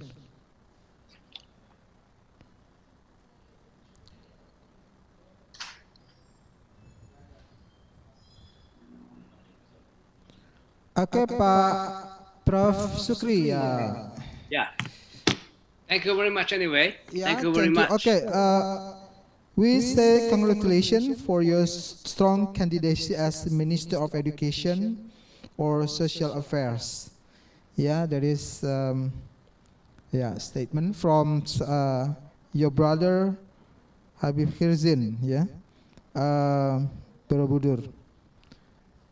Yeah, Prof. Sukri, Yes. Yeah, from Habib Hirzin. Congratulations for your strong candidacy as a Minister of Education or Social Affairs. Congratulations for you. Yes. Thank you very much. Thank you very much. Yeah. Thank you. Okay, for these two sessions, we already discussed about higher education, teaching and learning, especially in UTM, and also the revitalization and repositioning university in Thailand, especially in Fatah University. Very good contribution can we get in this session. Okay, all dearest participants, thank you for great keynote speakers, Prof. Zainuddin and Prof. Sukri. Keep healthy, safe, and happy, Prof. We meet again in another time. Okay, ladies and gentlemen, I think we must end because we still have another agenda. I'm Aswir as your moderator. Let me to end this session. Thank you very much. Please keep staying on your screen, yeah, because afterwards we have one more keynote speaker from Simolek, Alpa Amir Rahman, PhD. Okay, I myself, please forgive me if I did some mistakes or my attitudes, and hopefully that you will get something from this session, and keep healthy, safe, and happy with your family. Thank you very much. Billahi fisabilil haq, fastabil khairat. Wassalamualaikum warahmatullahi wabarakatuh. Tenaga kependidikan 75% adalah doktor dan tenaga kependidikan.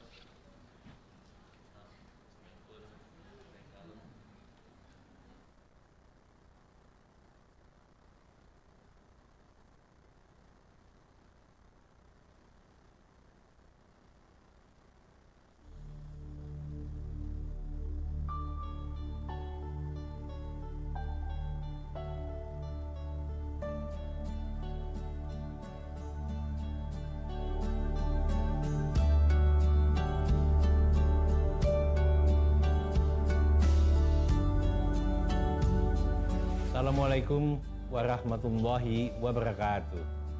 Selamat datang di Universitas Muhammadiyah Jakarta 1955. Itu adalah menandakan universitas ini adalah universitas yang pertama kali dimiliki oleh Perserikatan Muhammadiyah. Dan hingga saat ini sudah mempunyai 176 universitas. Dengan demikian universitas ini memberikan enlightening, empowering bagi perguruan tinggi Muhammadiyah yang terus berkembang. Universitas Muhammadiyah Jakarta hadir sebagai perguruan tinggi swasta yang konsisten, mencetak generasi unggul di masa depan.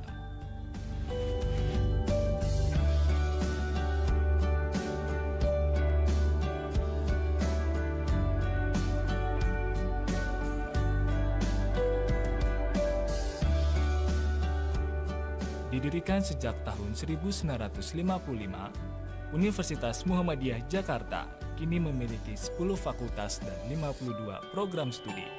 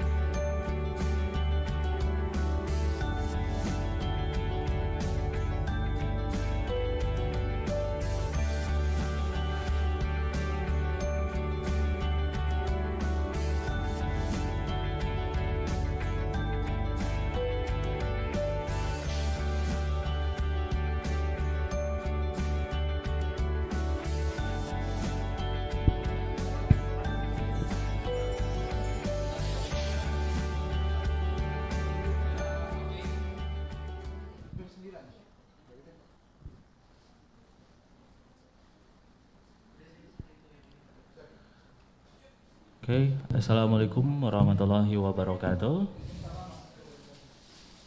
Dear all presenters, participants, and of course keynote speaker, we are going to the next keynote speaker, okay, which will be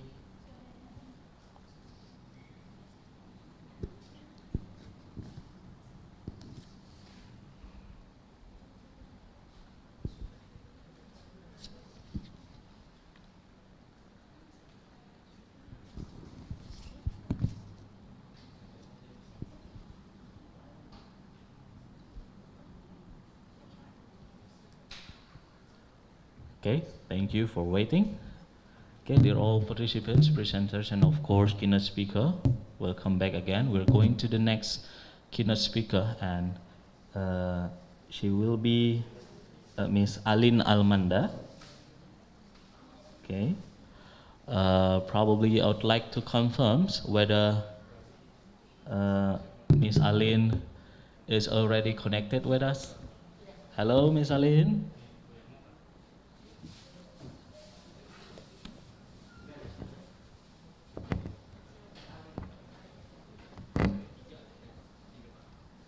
Okay. Okay. We're waiting for the audio before we start the sessions. Please, dear all, kindly wait.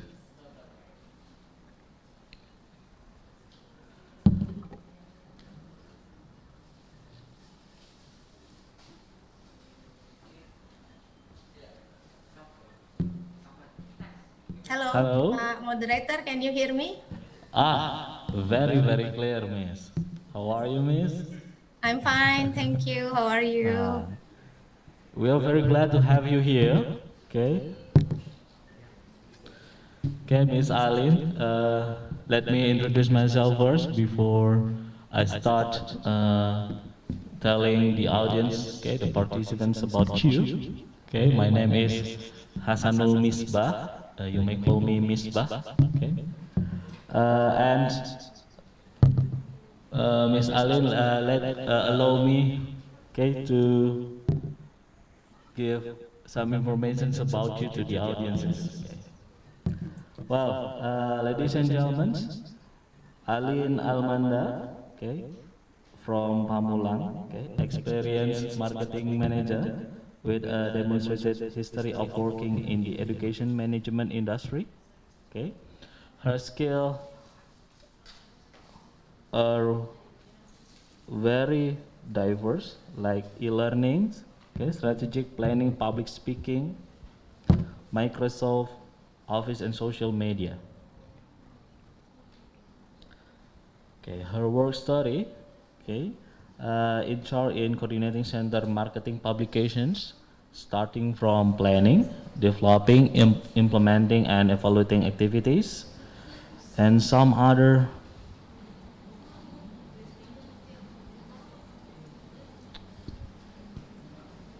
job, and also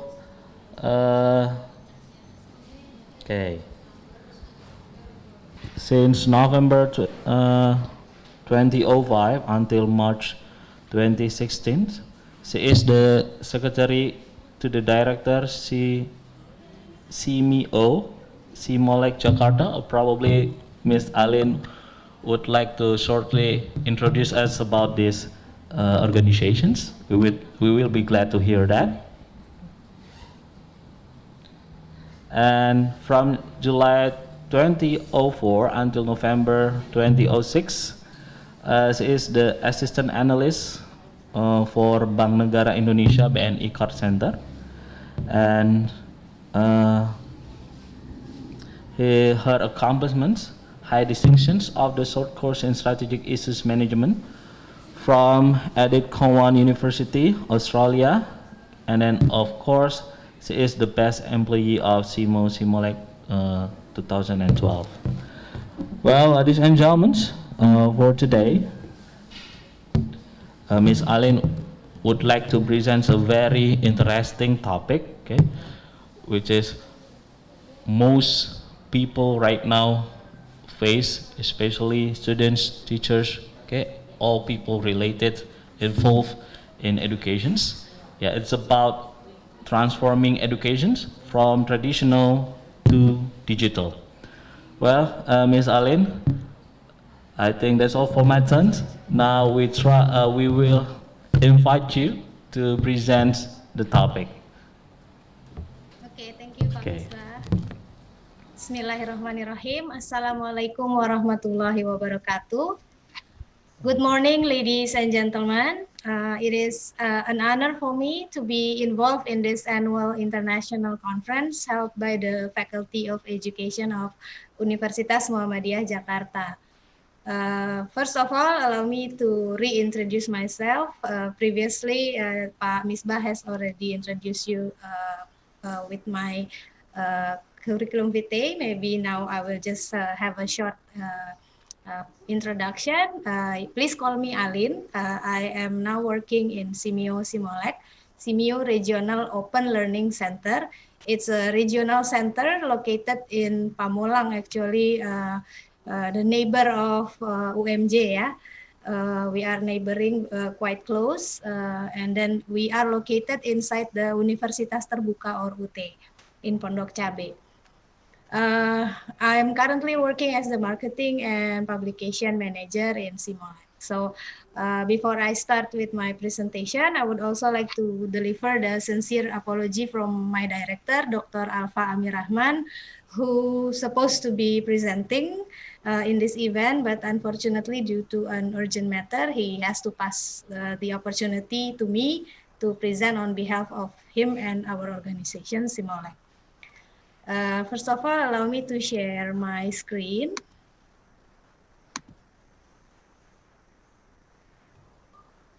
Can you see my screen, Pak Misbah?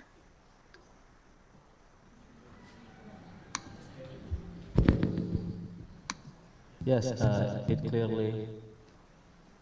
Okay. So this is my presentation.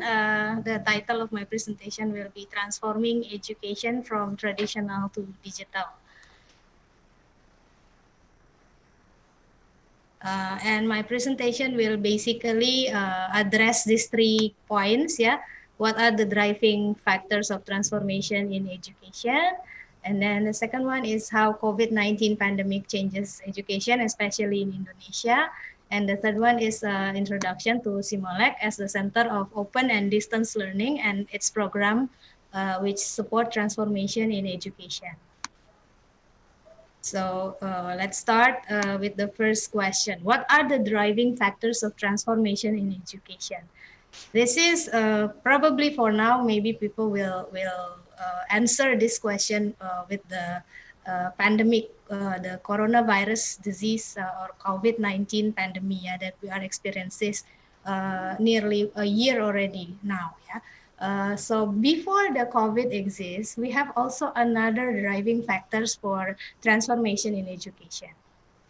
This is the topic that we've been talking in maybe the last 2 or 3 years, yeah, about Industry Revolution 4.0. Before COVID exists, we are very excited, we are very spiritful to accelerate, to adjust our education system with this term Industry Revolution 4.0. But now we have 2 factors, yeah, not only the Industry Revolution 4.0, but also the virus, the COVID-19.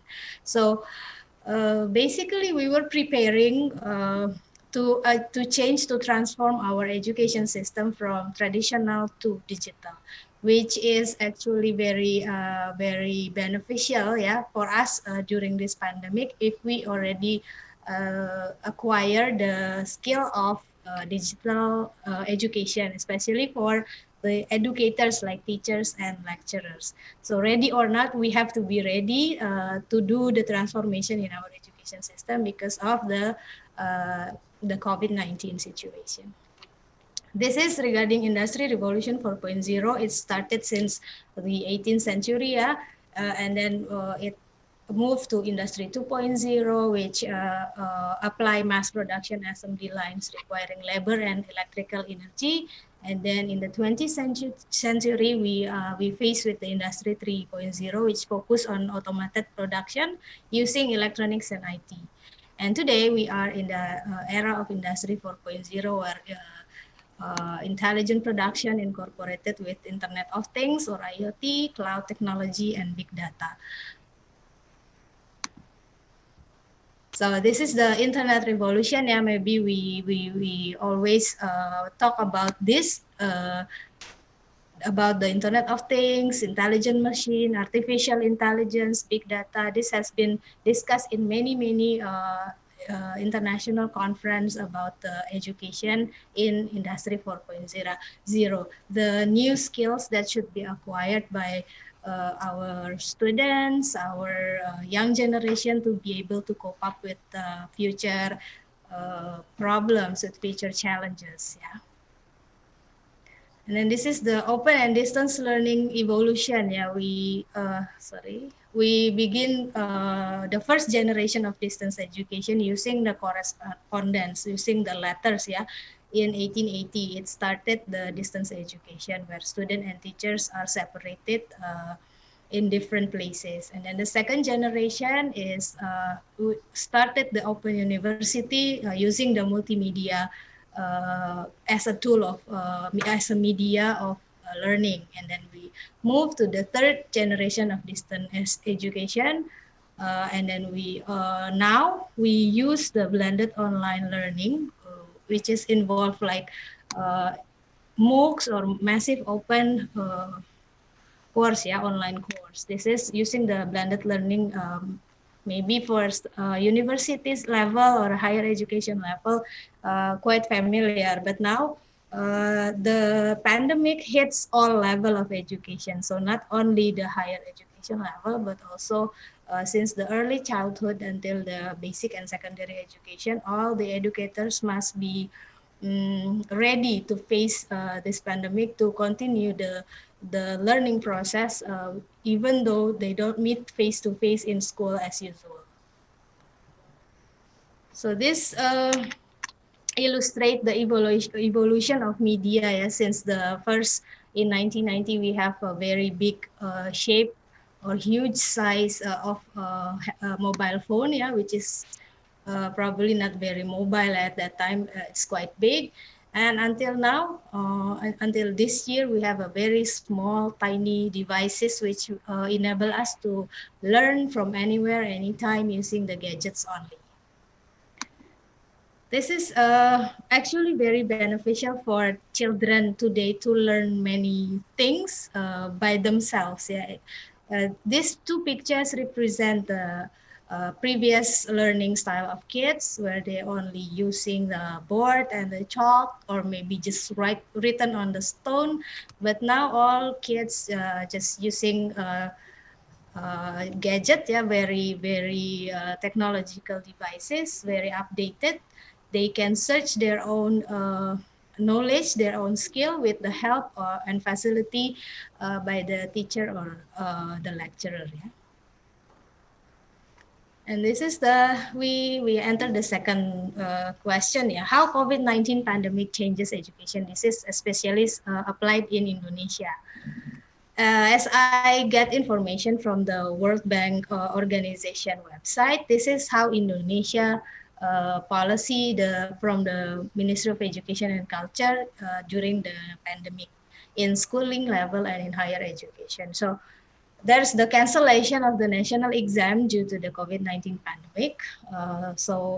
The next one is final exams for junior classes replaced by online tests, home assignments, and decide by based on the student's portfolio and previous school performance. So the school will take lead in this situation to apply the very most possible and flexible system in education in their own school, in their own institution. So also there's a help from TV Edukasi or Televisi Pendidikan Indonesia, TVA, hosted by the Ministry of Education and Culture. This is using the Rumah Belajar, or maybe in English it's Learning House, and it provides a learning management system, open educational resources, digital lessons, electronic textbooks, which can enrich the teachers with new digital technology that they can apply in their school or in their online classes. In higher education level, also we have SPADA, the Learning System Program provided by Dikti for higher education, which involves 70% remote learning or online courses, and still applied face-to-face meeting, 30% in the learning process for practices and practicum. This is actually, of course, with health protocol and to ensure the safety of the students and the other party in a campus. So 3 semesters of campus learning. These are the new policy applied by the ministry to cope with the COVID-19 pandemic. So yeah, we all know that now the school is moved from school to home. Yeah, so the parents will also help the kids, the students, to learn from home. And then the teacher or the lecturer will provide with online learning materials guided by the parents at home. This is actually the problem that is faced by all people, not only in Indonesia, but the whole world. Yeah. So this is now, the student is the center of all education process. Yeah. So this student center is really applicable now during this pandemic, during this hard time. Yeah. Luckily that in this era we have learning experience, learning resources, learning outcome, and teachers and lecturers are now quite familiar with the technology. If we can say, if there's a silver lining in this whole situation of COVID-19 pandemic, is that the habituation of teachers and lecturers and students and also parents to utilize the technology device, the gadgets, for a better purpose, for educational purpose. So after we maybe inshallah we will all pass this hard time, this pandemic, we are already ready with this all the gadget and the e-learning process and the technology which support our educational system. Hopefully this will accelerate the improvement of education quality also in Indonesia, in Southeast Asian countries, and in the whole world in general. So yeah, this is the learning environment. Back in the past, we have a real environment, like perhaps if you see in the library, in the computer lab, now all are virtual. You can search everything virtually online, and you will also have the same learning experience as it is happened in the past with face-to-face. Yeah, this is the meeting, the classroom activities, all based on internet or virtually conducted by the host and participated by the students. And now the teachers and students, in between the teachers and students, there's a media. They cannot see each other face to face for this time during this hard time of pandemic. So there's a media. That's why the teachers and the students both have to be able to operate, to utilize the media in order to be able to continue their learning activities. Yeah, so teachers will send everything to the students from the media, and student will access all materials given by the teachers through the media. So now allow me to introduce a bit about Simolek, my organization. As I informed you before, this is one of the 26 centers located in Southeast Asia, not only in Indonesia. And Simolek is one center focused on the open and distance learning. So basically we have 4 core tasks. The task of Simolek is to conduct training, to conduct research and development, to conduct information publication, and then the last one is to conduct consultancy services for its partner or future partner in the field of open and distance learning. This is our vision. So Simolek is not only servicing Indonesia, but we also servicing the 11 countries of SIMIO. SIMIO stands for Southeast Asian Ministers of Education Organization. So it is actually older than ASEAN. Maybe you are more familiar with ASEAN because it's more taught in school since we are in the elementary school, but not SIMIO. And Simolek is one of the 26 centers organized by Simolek. So we have other centers with different field, like for example in Malaysia we have REXAM, it is focused in mathematics, and then in Brunei Darussalam we have Simio Boktek, it specializes in vocational education, and in Indonesia we have Simolek, focuses on open and distance learning. This is our motto, Simolek Care stands for collaboration, accountability, responsiveness and relevance, effectiveness and efficiency, and synergy. So we are open for synergy, for cooperation with other partners. Actually, Universitas Muhammadiyah Jakarta is also one of our partners. So we have quite cooperation program, project during this time with UMJ and Simolek.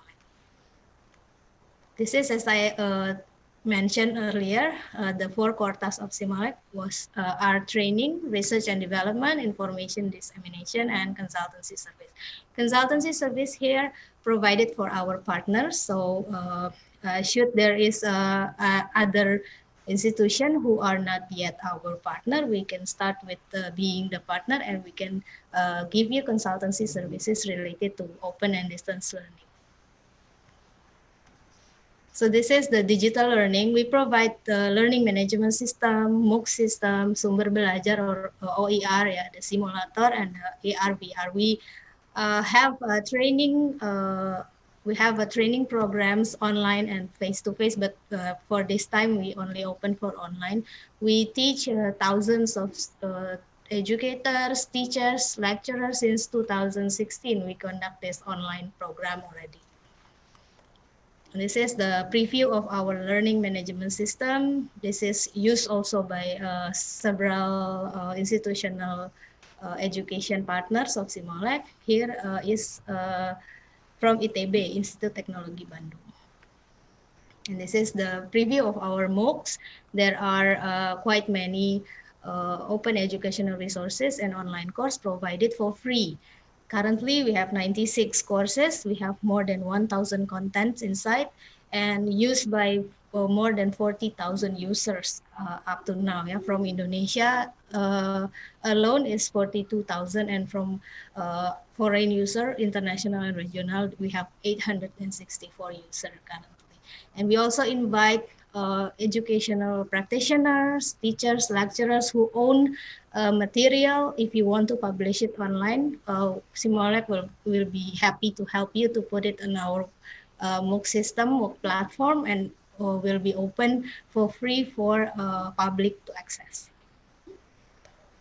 This is some of the title provided by Simolek in our MOOC system, like the real world of immersive augmented reality. So this is OER. People are free to open and learn from this platform. And we also provide training like creating blog as learning media for teachers. This is probably will be very helpful, 3D visualization, Android programming for beginners, STEM education.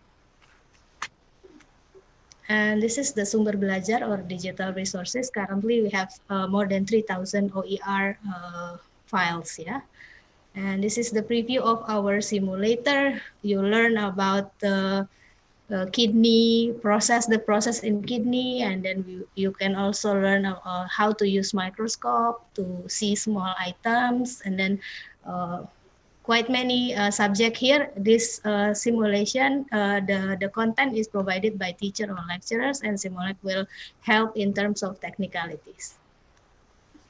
This is the 3D virtual reality. We create like This one is preview for online or virtual exhibition. Yeah, this is the virtual reality using the gadget, the virtual reality glasses. Usually we bring these gadgets to our exhibition whenever we join exhibition. And then teachers, lecturers are very excited to try this gadget, to try the AR and VR, because they can also ask how to get the training to create VR or AR for their learning needs. Yeah. And this is yeah, the AR, some of the titles. This is the content from buku sekolah elektronik. We created into augmented reality, some parts of it, yeah. So not all, but we try to create model so other teacher or lecturers can apply or can duplicate our model, Simulec model to their own needs. This is the virtual tour. This is actually the picture of Simulec office. You can also try to experience the virtual reality visiting Simulec through just online, yeah. Just visit tour.simulec.org and you can see the building of Simulec, the room inside, our lab computer, our display, experience like you're really going to Simulec, but it's virtually. And this is, we also create the same like Simulec office previously, but this is for Museum Sumpah Pemuda. It is very helpful during this pandemic. So teachers, when they teach about the Museum Sumpah Pemuda, the teachers can take the students virtually to visit this museum without really going there. So each of the room, there's a audio explanation about what is inside the room, what are the items displayed in the museum. So this is the three things that Simulec special programs actually open for public that we had during the COVID-19 pandemics. The first one is Smiles. The second one was Simulec Special Ramadan conducted during the last Ramadan, yeah, where everybody just fasting and stay at home. So Simulec created Simulec Special Ramadan for them to gain new skills just for 2 hours or 3 hours virtual meeting. And the last one is webinar. This is the Smiles, stands for Simulec Mini Lecture Series. This was using the platform Webex Conference, yeah. And then the participants are limited to teachers, lecturers, trainers, and educators only, because at that time, this one started in March. In early April, teachers were still looking for how to transform their class from face-to-face class, from the traditional class to the online class. So we provide topics like concept of e-learning, how to create your own online learning, how to manage document, how to conduct video conference. This is considered very useful for teachers and lecturers at that time during the beginning of the pandemic, to including strategies and tips on designing online learning. This is very most of the participants who fill our evaluation form mentioned that this training was really inspiring and very strategic for them. So it is open for free for public. We don't limit the participants at that time. We provide e-certificate, we provide the registration, and the materials also provided for teachers to download. And we held this program in 3 batches. The first one was, batch 1 was March, participated by 200 participants. And then the second and the third one, we opened a bigger participation. So there are 800 and 951 participants in second and third batch. We are planning to conduct this regularly and in 2021, in next year. So there are more and more educators in Indonesia can be benefited from this program. And this is the publication. Actually, we offer our program through our social media accounts. So please, if you have Instagram, Facebook, YouTube, and Twitter, just find Simolek in those platforms and follow us so that you can get newest information regarding our program. And all of our programs are offered for free.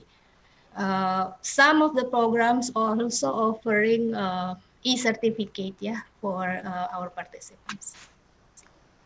So this is the resources link. Maybe if you want to see, you can take out your handphone and take a picture of this screen. Later, you can try to access. In this link, you will see all the PowerPoint materials provided during the SMILES 1, 2, 3. You can see it here, and maybe you can also contact Simolek if you are interested to know more about our programs. This is the e-certificate, usually we provide e-certificate. This is very helpful for teachers and lecturers, They look for e-certificate other than the skills and knowledge. Also, this will be very beneficial. And this is the documentation, the session during the SMILES 1, 2, 3, how the instructor from Simolek provide. Here you can see the attendees 466 during the session of SMILES. So following up the success of SMILES that we held only for Indonesia, so Simolek thinks maybe other countries will also be beneficial. Other teachers from other countries will also need to have this kind of training. So we conduct also the regional SMILES. This was conducted in English in June 10 and 11, 2 days with 2-hour duration in each session. So the topic basically the same with SMILE, the national SMILES. Online learning made simple, the concept and practice. This one was very huge participation. We got more than 3,000 participants join in our YouTube live and then held through WebEx, also video conference. These are some pictures of teachers from Indonesia, from the Philippines, from Thailand, from Malaysia. They are interacting live using the platform that Simolek provides. Was very fun activities actually. So this is the Ramadan special that I informed earlier. This is very specific, like creating e-module and then how to introduction to 3D visualization, how to create a learning video for online learning. This one also participated by more than 200 participants in each session. So total 4 sessions, around 800 participants. And we also conducted series of webinars. Up until now, we have quite many webinar sessions, which is also open for public. This one in cooperation with the Embassy of Finland in Indonesia. And then the aim is to broaden the digital learning experience for teachers and learners.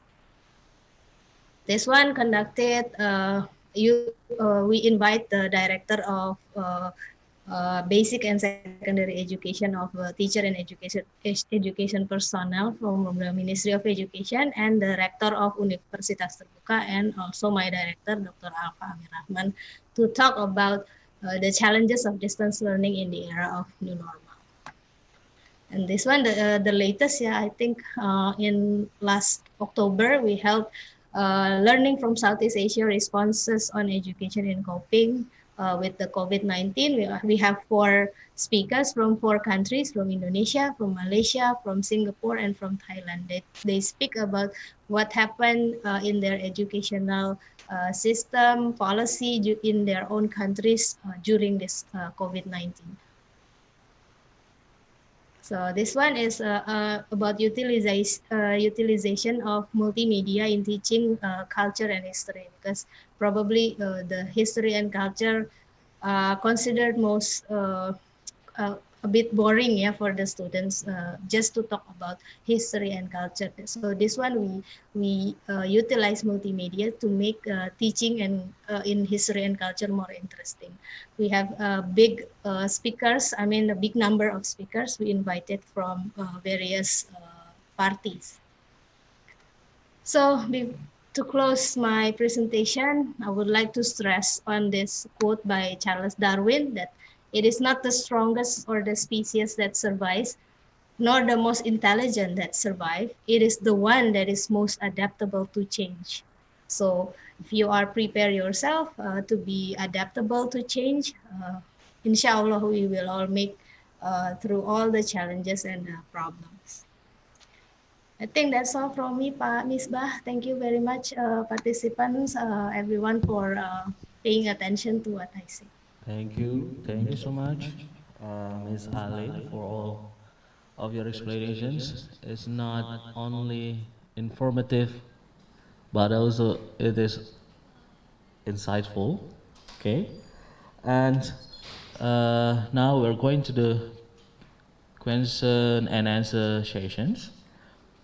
Okay. Okay, from Sigit Suharjono, let me read the questions for you. Okay. Okay. it's a praise, by the way. Okay. I have no idea what to ask. Okay. Your presentation was just as comprehensive. Just wonder if we could really use any materials from Simulink. Okay. It's like a request from the participant, and if I'm not mistaken, you already shared the link for the free Simulink materials, and probably the committee would be very glad to share the PowerPoint so that participants can access that, if I'm not mistaken. Is that correct, Ms. Aline? Okay.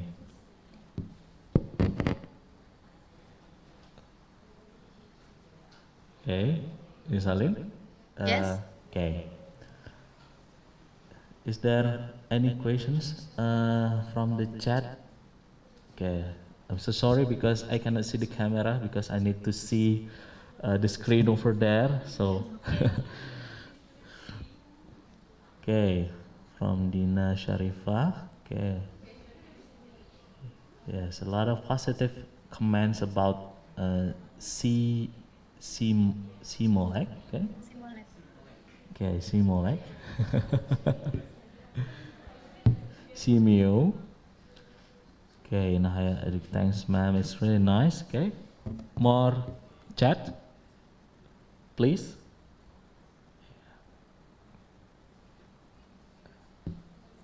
Okay.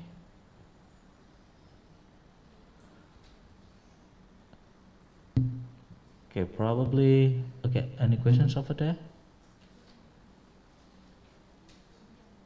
Okay.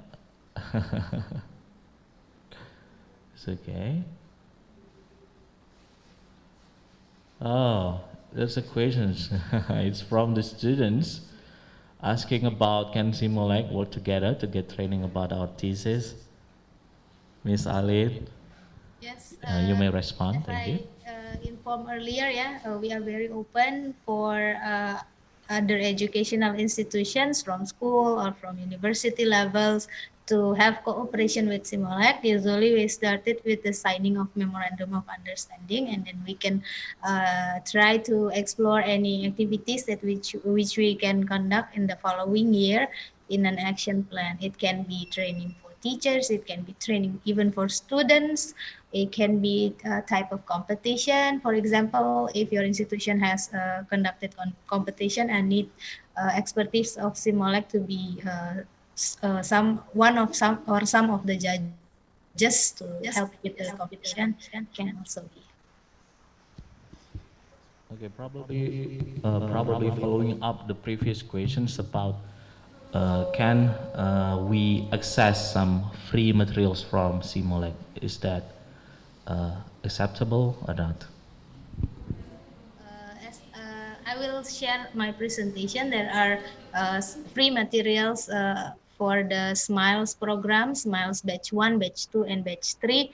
And you can also see the record of the session at the time. So teachers or lecturers who are interested to learn, to experience the Learning of Smiles program, you can look at that link that I provided. Later, I will also send the PowerPoint to the committee, so perhaps committee can help share it with all the audience. Thank you so much. Any more questions from the group chat? Okay. For all participants, if you are interested to learn what is Simolek in general, you can visit our website www.simolek.org, and then you can find like the general information regarding Simolek there. Or also the easiest way is to follow us in our social media accounts. Okay, thank you very much, Ms. Alin, for all your explanations, contributions to this, and allow me to re-explain some points that you already presented. Okay, Ms. Alin,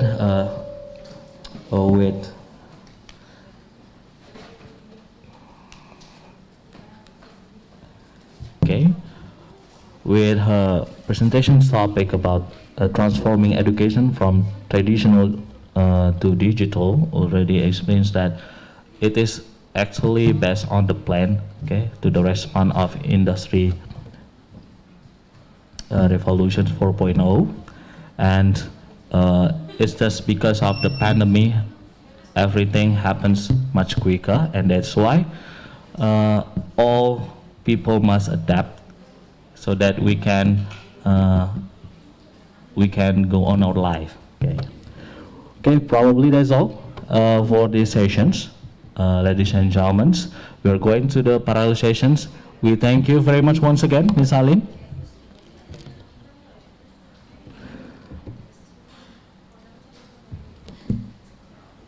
Okay, see you again in the next event and agenda, Ms. Alin.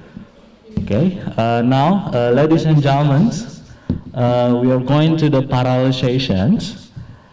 Okay, and we announce, okay, and inform to all of the participants, especially presenters, to join the parallel sessions, and make sure you join the right room, okay, based on the schedule that we have already shared in the Telegram and also in WhatsApp group. Okay, once again, I would like to announce and inform all of the presenters and also participants, especially presenters. We announce you that you must join the right room based on the schedule so that you can do parallel sessions. Okay, and if you have any questions, you can just contact PIC of each group so that you can clearly get the informations, or probably you have the problems, you can also contact us so that we can respond that, so that we can directly start the parallel sessions as soon as possible. Okay, thank you so much for these sessions.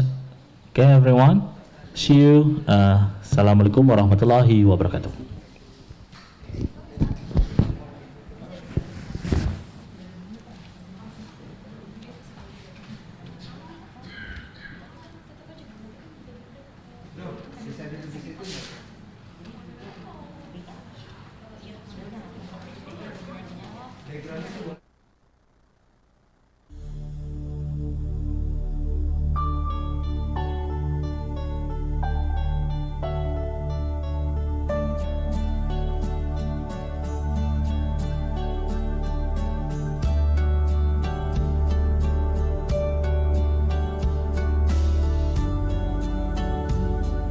Assalamualaikum warahmatullahi wabarakatuh. Selamat datang di Universitas Muhammadiyah Jakarta 1955. Itu adalah menandakan universitas ini adalah universitas yang pertama kali dimiliki oleh Perserikatan Muhammadiyah. Dan hingga saat ini sudah mempunyai 176 universitas. Dengan demikian, universitas ini memberikan enlightening, empowering bagi perguruan tinggi Muhammadiyah yang terus berkembang. Universitas Muhammadiyah Jakarta hadir sebagai perguruan tinggi swasta yang konsisten, mencetak generasi unggul di masa depan.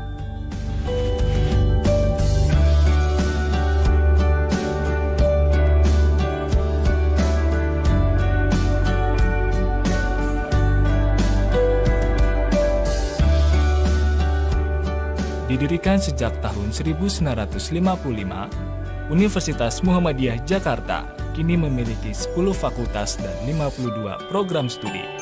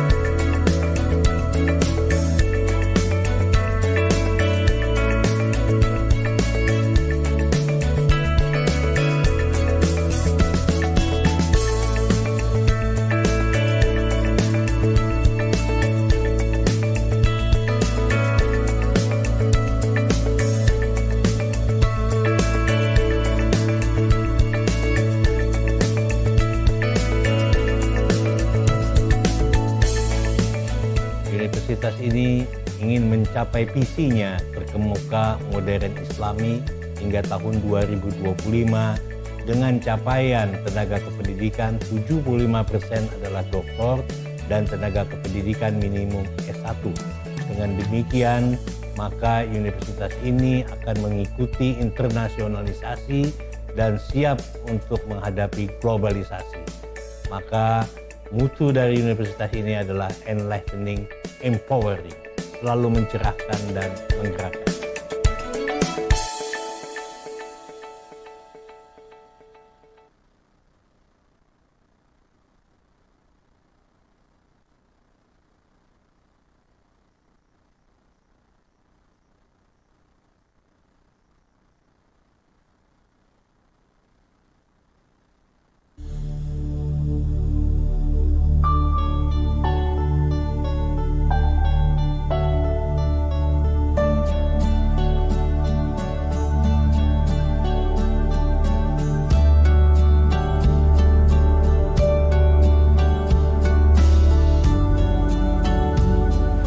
Assalamualaikum warahmatullahi wabarakatuh.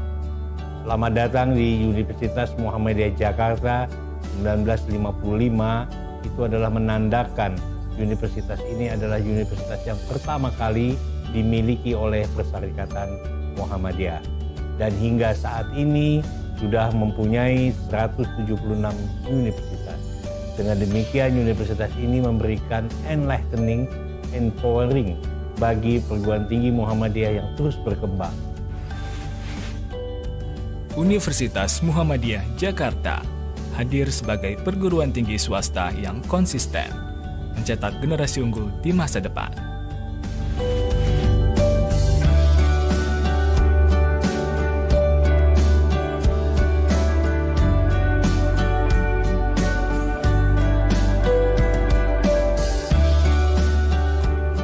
Didirikan sejak tahun 1955, Universitas Muhammadiyah Jakarta kini memiliki 10 fakultas dan 52 program studi.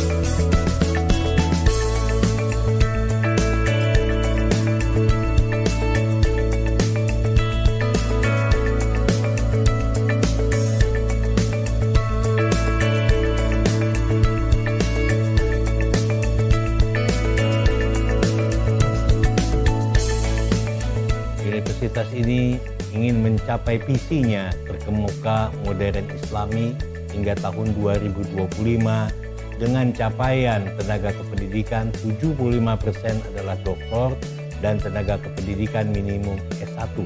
Dengan demikian, maka universitas ini akan mengikuti internasionalisasi dan siap untuk menghadapi globalisasi. Maka mutu dari universitas ini adalah enlightening, empowering, selalu mencerahkan dan menggerakkan.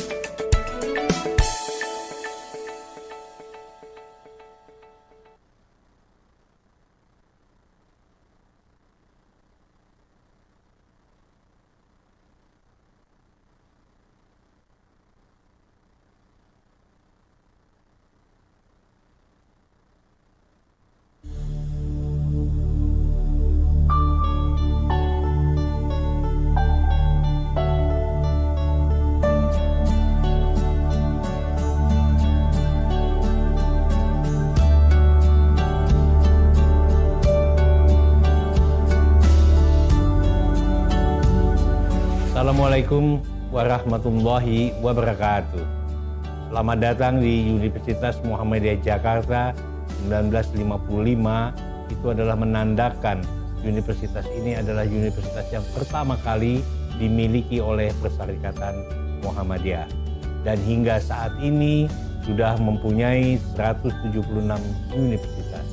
Dengan demikian universitas ini memberikan enlightening, empowering bagi perguruan tinggi Muhammadiyah yang terus berkembang. Universitas Muhammadiyah Jakarta hadir sebagai perguruan tinggi swasta yang konsisten, mencetak generasi unggul di masa depan.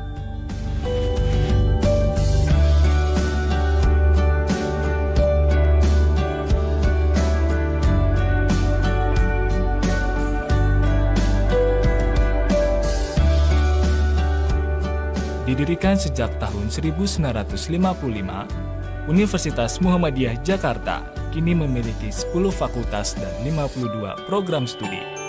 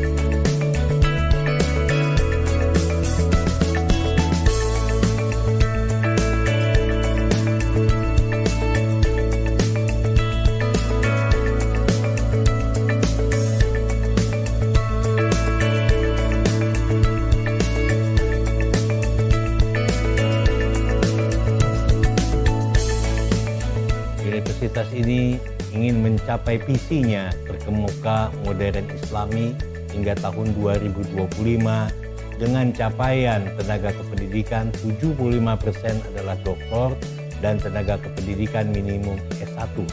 Dengan demikian, maka universitas ini akan mengikuti internasionalisasi dan siap untuk menghadapi globalisasi.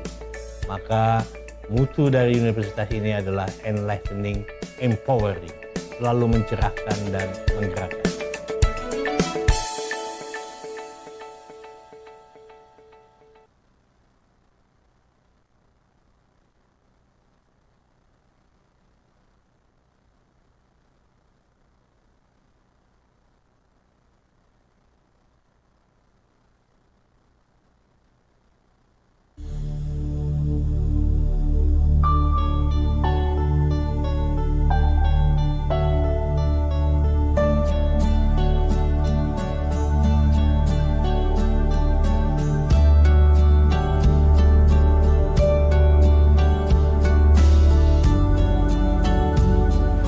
Assalamualaikum warahmatullahi wabarakatuh. Selamat datang di Universitas Muhammadiyah Jakarta 1955. Itu adalah menandakan universitas ini adalah universitas yang pertama kali dimiliki oleh Perserikatan Muhammadiyah. Dan hingga saat ini sudah mempunyai 176 universitas. Dengan demikian universitas ini memberikan enlightening, empowering bagi perguruan tinggi Muhammadiyah yang terus berkembang. Universitas Muhammadiyah Jakarta hadir sebagai perguruan tinggi swasta yang konsisten, mencetak generasi unggul di masa depan.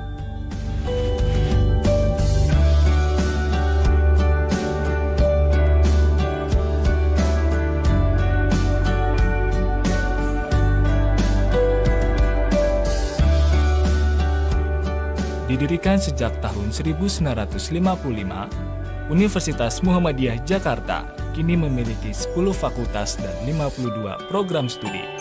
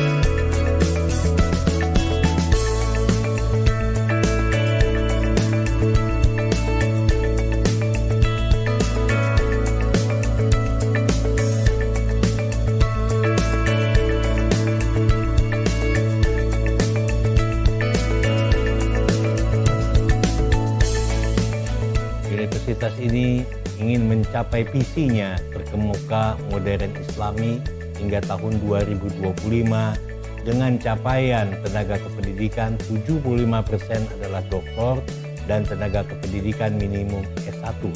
Dengan demikian, maka universitas ini akan mengikuti internasionalisasi dan siap untuk menghadapi globalisasi. Maka mutu dari universitas ini adalah enlightening, empowering, selalu mencerahkan dan menggerakkan.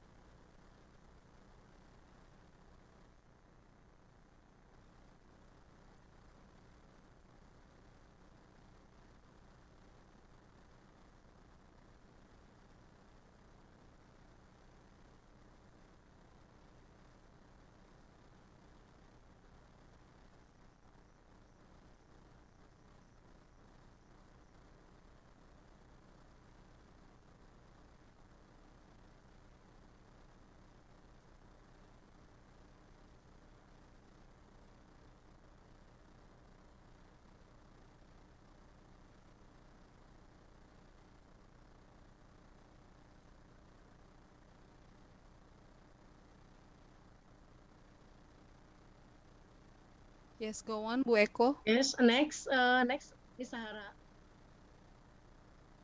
Sarah, please unmute Pak Mahbubu. Thank you.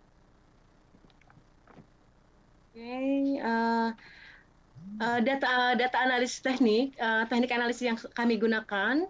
One, collecting data source in the form of descriptive text for 7 grade student of SMP Kosgoro Bogor. Two, read careful the descriptive text as well to find out errors in the use of verbs in the descriptive text read by student. Three, take notes and mark the data on error in using verbs in the student description text. Four, answering the finding of the data into the data finding table for the error in using verbs. Five, analysis the data that has been found. I'm sorry, ini ada 6 sebenarnya, ada 6 been found. Setelah itu yang keenam adalah triangulate the find of the data. Jadi di bagian akhir teknik analisis data adalah ada triangulasi data, ya, triangulasi penemuan data. Berikutnya, ini adalah instrumen penelitian yang kami gunakan, ya. Instrumennya terdapat 8 poin. Bentuk kesalahan berbahasa. Ini maaf tadi tidak sempat teredit, ternyata ada yang belum teredit. Penggunaan frase ada 8 poin. Yang pertama, the influence of local language, inaccurate preposition, error in wording, the redundant element, excessive superlative, double tanning, inappropriate provide form of reciprocal, and elimination of element. Jadi ada 8 yang kami analisis dari bentuk kesalahan penggunaan frase pada teks deskripsi siswa. Berikutnya. Eko, you still have 2 minutes. Go. Yes, okay. Pada pembahasan, next. Ditemukan sebanyak 58 data. Untuk pembahasan saya gunakan bahasa Indonesia ya Bu ya. Kembali ya, ditemukan sebanyak 58 data kesalahan penggunaan frase pada teks deskripsi siswa dengan 7 bentuk kesalahan yang dilakukan karena ada 1 kesalahan yang tidak ditemukan, yaitu resiprokal yang tidak tepat. Ya. Jadi ini adalah presentasi kesalahan yang ditemukan. Presentasi ini menunjukkan bahwa penggunaan pengaruh bahasa daerah lah yang mempengaruhi ketidaktepatan siswa dalam mengungkapkan kalimat dalam bentuk frase. Berikutnya, next.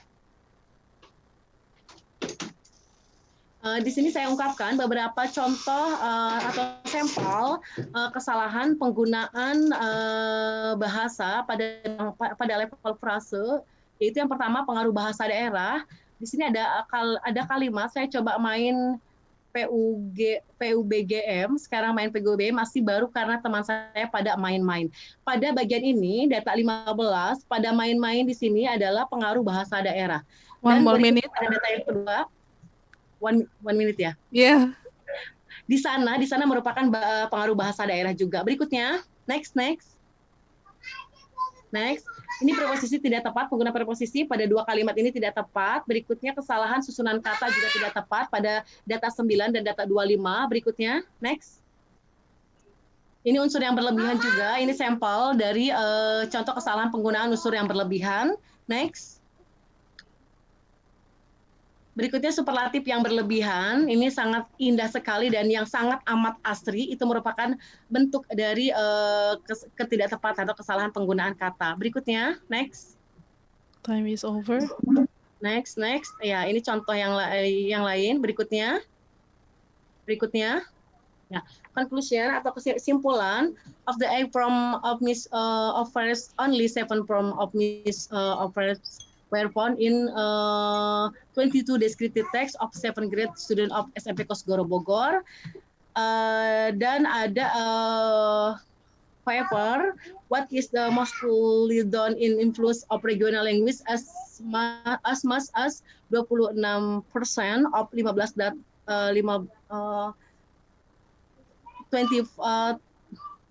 7 70 data in impress proposition as much sample 90 of 11 data ya Bu ya. Oke, itu saja yang saya sampaikan dari penelitian atau temuan kami mengenai kesalahan pada level prase pada teks deskripsi siswa SMP Kosgoro Bogor. Terima kasih atas kesempatan yang telah diberikan. Alright. Thank you very much, Ibu Eko. Because the time is over. Well, I don't think that it's okay. Yeah, probably because there are a lot of technical problems, so we spend more time to to be with the technological issues, yeah. All right. So, Bapak Ibu, I think all the presenters have presented the papers. Or anyone here who hasn't been mentioned or hasn't presented the paper? I think this one. Oh, so Bu Hilal. Oh, okay. One more. Oh, I see. You're right. Okay. Sorry. Because you didn't. I thought Ibu Hilal will was with Ibu Eko, yeah. All right. Okay. So go. Okay. Yes, Thank you. No worries. Okay. Yes. Is it okay if you decrease the time? I mean, 5 minutes. Only 5 minutes. Is it possible? Oh, 5 minutes. Yes. Lihat nanti Because Bu. we have to do sholat zuhur. Yeah. Okay. Oh, But thank okay. you. No worries. I give you 10 minutes then. Okay. Go on. Oke, thank you, Miss Tina. Bismillahirrahmanirrahim. Assalamualaikum warahmatullahi wabarakatuh. Waalaikumsalam. Good afternoon, everybody. Okay, my name is Riyatul Hilal Muhtar. I'm presenting the title our research is image of woman in Gadis Kretek novel by Ratih Kumala based on feminist perspective. Okay, before our begin, sebelumnya saya mohon maaf, Miss Tina, mungkin saya akan menggabungkan antara bahasa Indonesia dan bahasa Inggris. Yeah, no problem. Thank you. Okay, next. Okay, introduction. Literary work is a medium for the author to express ideas and feelings and many more to convey about the meaning and nature of life, whether experience and written by the author himself or other. Okay, novels are literary work known to be close to life, and the image of woman is mental picture of her spirituality and daily behavior, then can only be expressed by woman in various aspect. Oke, jadi kajian yang kami buat ini adalah kajian feminisme terhadap novel karya Ratih Kumala. Novel ini berkisah tentang perjuangan seorang wanita yang bernama Dasyah atau disebut Yang Jah. Ya, dia berjuang mempertahankan pabrik kretek kala itu yang memiliki banyak pesaing. Kemudian berjuang dalam kehidupan percintaannya karena dihianati oleh calon suaminya yang ternyata adalah musuh dari bisnis ayahnya, dan yang perjuangan yang terakhir yaitu ketika dia harus meninggal karena ketika dia melahirkan begitu. Oke, next. Okay, theoretical foundation. Feminists, we use theory, Sugihastuti opinions. Okay, she said, woman are image as individual being for theory. The first is physical, and two. The physic, and three social, and four in family. Okay, women are image individual beings with physical and physiological aspect, and as social being with family and community aspect. The aspect in the tile on the basic of the tile image again them. This tile image in manifest by the support of other type or image such of visual image, hearing, mention, and already mentioned. Okay, next. Nah, ini adalah teori yang kami gunakan. Ada 4 teori yang disampaikan oleh Sugihastuti. Kami membedah teori novel ini menggunakan 4 indikator berikut ini. Oke, yang pertama physical aspect, yang kedua fisik aspect, yang ketiga social in the family, and the last social image of woman in society. Oke, mungkin langsung ke hasil penelitiannya. Next. Oke, yang pertama berkenaan dengan physical aspect. Ini adalah salah satu sampel yang kami sampaikan karena beberapa lagi sudah ada dari full papernya. Kemudian dari kutipan yang saya sampaikan ataupun yang kami tampilkan dalam PowerPoint. Jadi physical aspect ini terlihat dari grown up the woman, science little girl to woman, di antaranya bisa dilihat dari fisiknya, baik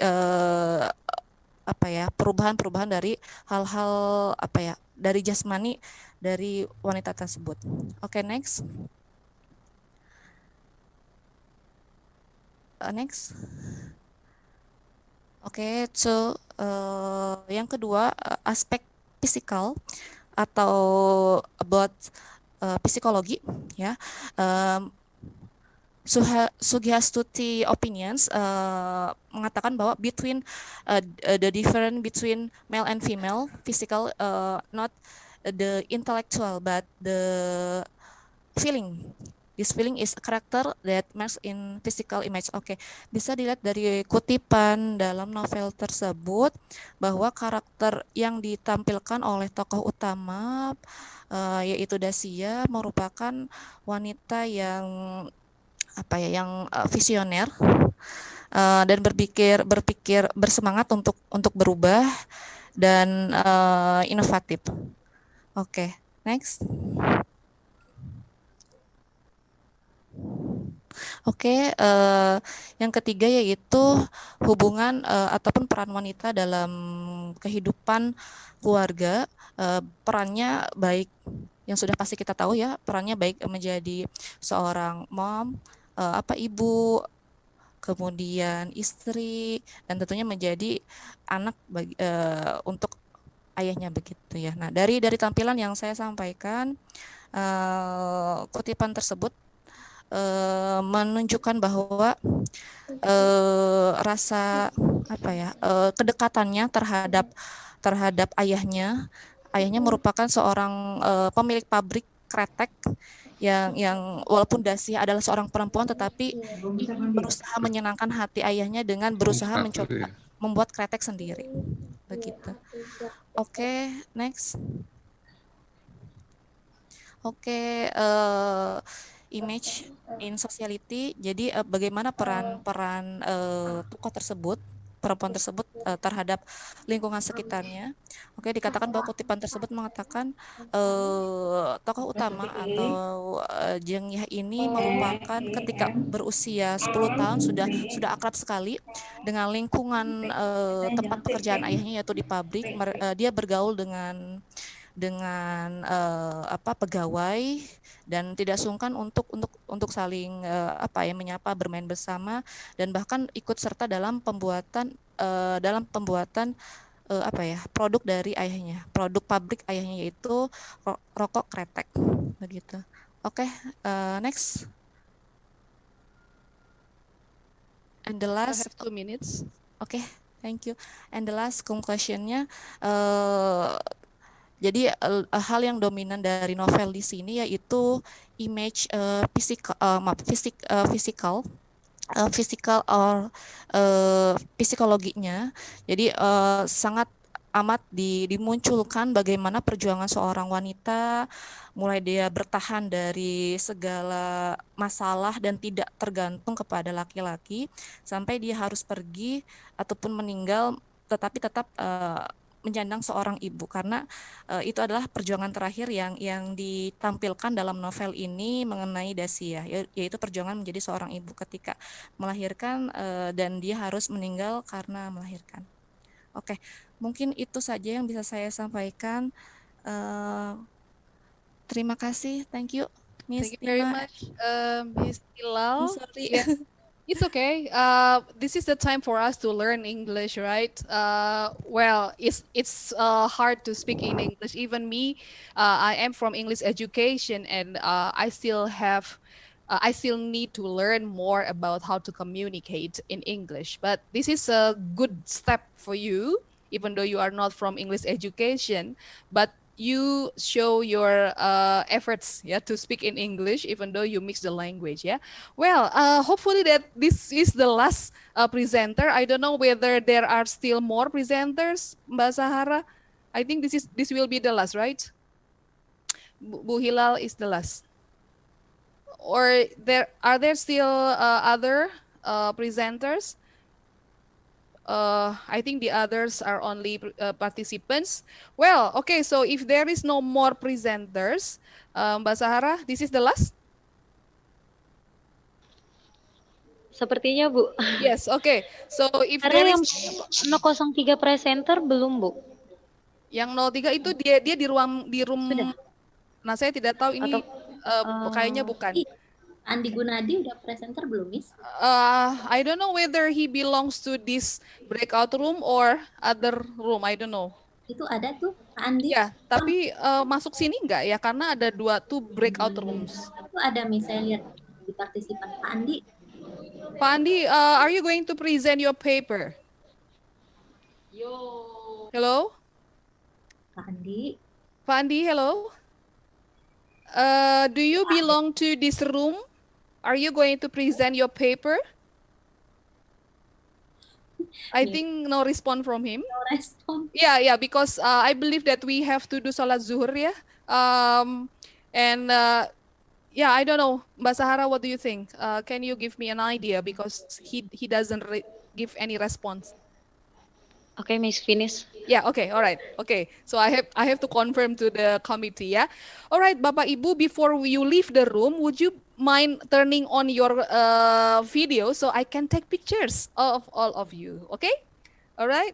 If you don't mind. Miss. Yay. Okay, all right. So Halo. Yeah. Itu Okay. Pak Andi loh, Miss. Ya, Pak Andi. Ya, oke. Okay, Pak Andi, are you going to present here in this room? Ya, room 6, number 6. Okay, yeah, because you came late, Mbak Sahara. So is it okay? Yeah, if we have 5 more minutes, Bapak, we only have 5 minutes. So sorry, Pak Andi. Yeah, Okay. sorry. Actually, you had 10 minutes, but because you came late and Yeah. then in overtime, so I only gave you 5 minutes. Sorry, Bapak. Yes, Okay. would you please share screen now? It's With your turn. my team, ya. Yeah, sure.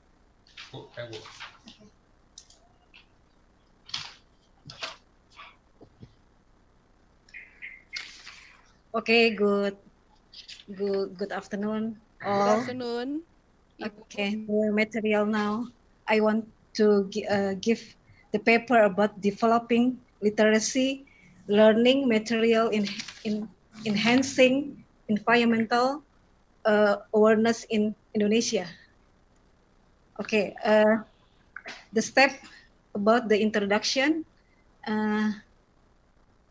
make thematic integrated teaching material, and then using worksheet and the TMDM teaching material. And then the TMDM teaching material consists of instructional, experiential, elicitative, and exploratory. And then the method from this paper, semi-structure field research using qualitative method. Next, revealed that student worksheet is valuable for fifth graders of Smart School Alhamidiyah, Jakarta Selatan.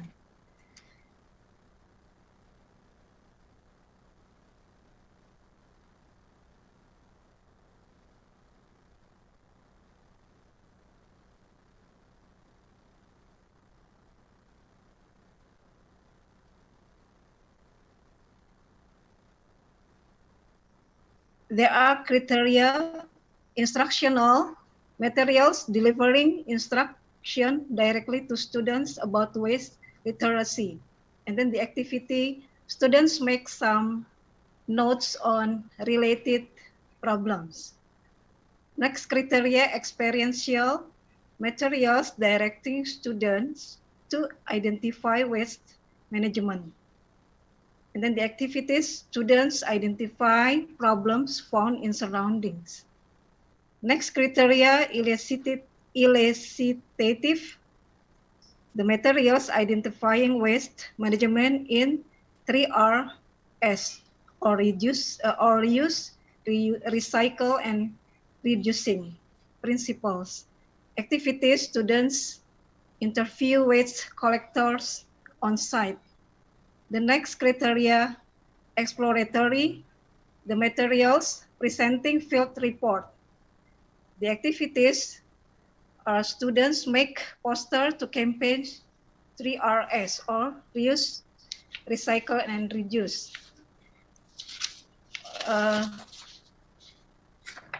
The conclusion about this paper are applied well. Next, effective in improving student learning achievement, environmental and student comprehension. And then the next conclusion, instructional, experiential, elicitative, and explorative. The next conclusion, expected to be a reference for teachers and policymakers to develop thematic integrated teaching materials for use in elementary school. Okay, that's all. Okay, thank you very much, Ibu. This is a very interesting topic ya about waste literacy ya. In elementary school, Ibu? It's in primary school? Okay, that's good. Okay, this can be an idea for the others. All right, thank you very much. I'm sorry because the time is over.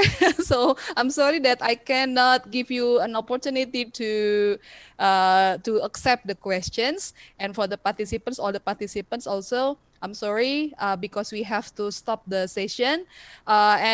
Before I end the session, I would like to thank all of the presenters for presenting such insightful and fruitful papers. And thank you for the participants who still stay here. And this is the last, the last day of our conference. And probably on behalf of UMJ, or there is there a closing session later, in 13, at 1 o'clock? Yes, all right. Okay, so on behalf of UMJ, I'm Tina Priyantin from Pakuan University. Again, I would like to say grateful to all of the presenters and all the participants, and hope all of you stay safe and healthy. Amin. All right. Before you leave, as I told you previously, please turn on your video. Turn on the camera so I can take your pictures, I can capture, and then I will share on the chat box. Hopefully that I can share it on the chat box. The others? Okay, would you please turn on your videos? Yes, sure. I'm going to wait, Budina. Yes, please turn on your video. Thank you. Okay, ready? We have only one page here. All right, I'm going to screenshot. Yeah, okay. Budina, are you ready? Budina. You are there. Ibu masak dulu pasti deh. Yeah. Okay. All right. Please give me your big smile, your best smile. One. Ready? Okay. 1, 2, 3. Okay, wait, let me share. Wait, my computer. Please don't leave. I'm going to share the photo. Okay, there you are. Okay, hope the signal is friendly. Okay, so that's the photo. I'm sorry, I forgot to take each picture of the presenter. Yeah, because I have to concentrate on being moderator.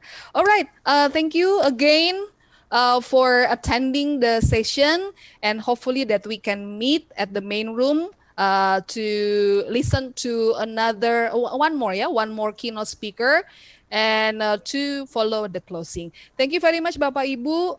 Have a nice day. Assalamualaikum warahmatullahi wabarakatuh. Waalaikumsalam warahmatullahi wabarakatuh. See you, bye. Sampai ketemu lagi Pak Heri. Assalamualaikum. Waalaikumsalam.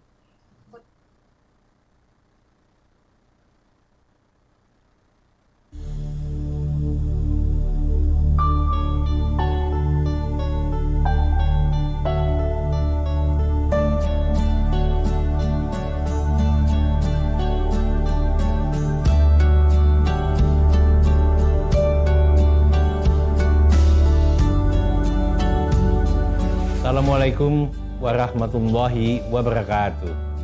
Selamat datang di Universitas Muhammadiyah Jakarta 1955. Itu adalah menandakan universitas ini adalah universitas yang pertama kali dimiliki oleh Perserikatan Muhammadiyah. Dan hingga saat ini sudah mempunyai 176 universitas. Dengan demikian universitas ini memberikan enlightening, empowering bagi perguruan tinggi Muhammadiyah yang terus berkembang. Universitas Muhammadiyah Jakarta hadir sebagai perguruan tinggi swasta yang konsisten, mencetak generasi unggul di masa depan.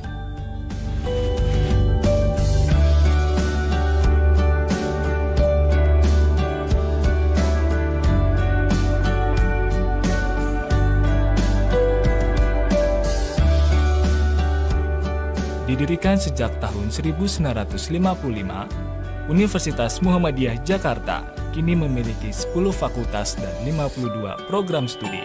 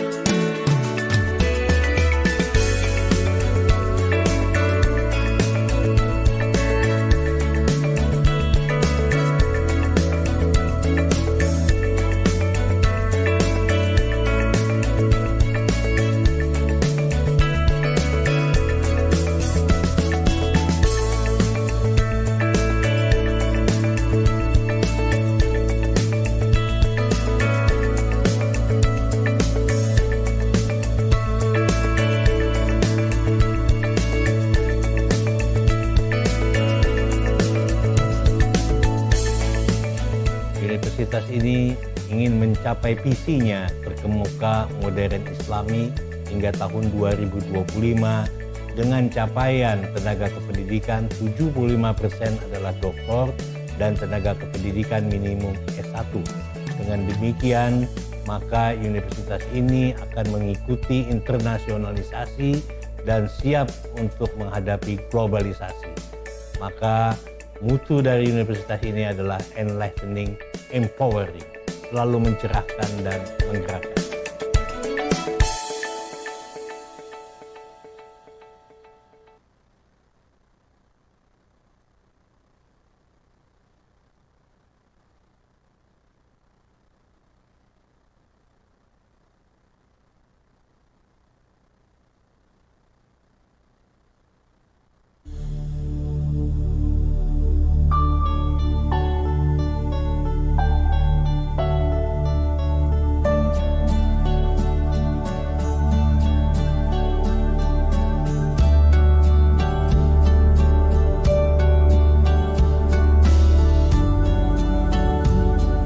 Assalamualaikum warahmatullahi wabarakatuh. Selamat datang di Universitas Muhammadiyah Jakarta 1955. Itu adalah menandakan universitas ini adalah universitas yang pertama kali dimiliki oleh Perserikatan Muhammadiyah. Dan hingga saat ini sudah mempunyai 176 universitas. Dengan demikian universitas ini memberikan enlightening, empowering bagi perguruan tinggi Muhammadiyah yang terus berkembang. Universitas Muhammadiyah Jakarta hadir sebagai perguruan tinggi swasta yang konsisten, mencetak generasi unggul di masa depan.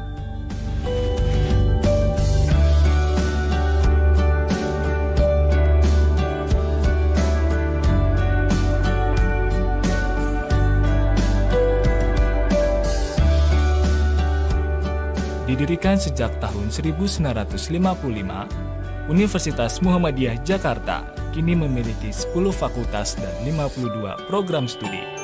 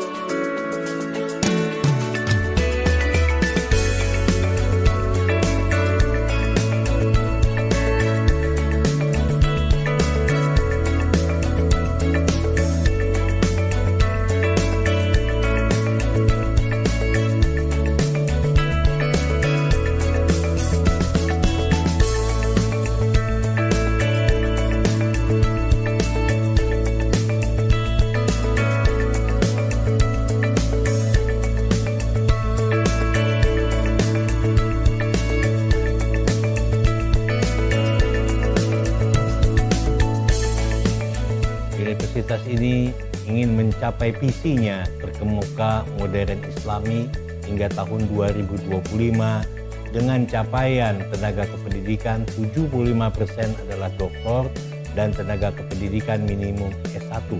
Dengan demikian, maka universitas ini akan mengikuti internasionalisasi dan siap untuk menghadapi globalisasi. Maka mutu dari universitas ini adalah enlightening, empowering, selalu mencerahkan dan menggerakkan.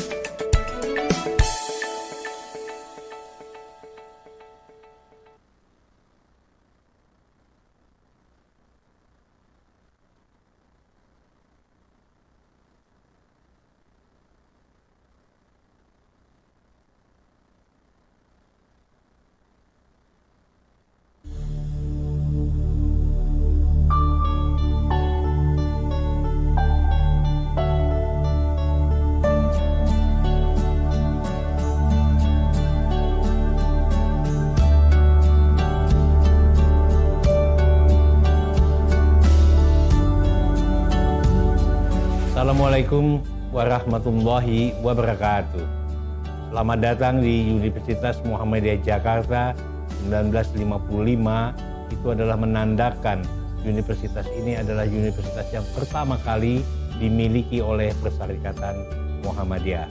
Dan hingga saat ini sudah mempunyai 176 universitas. Dengan demikian universitas ini memberikan enlightening, empowering bagi perguruan tinggi Muhammadiyah yang terus berkembang. Universitas Muhammadiyah Jakarta hadir sebagai perguruan tinggi swasta yang konsisten, mencetak generasi unggul di masa depan.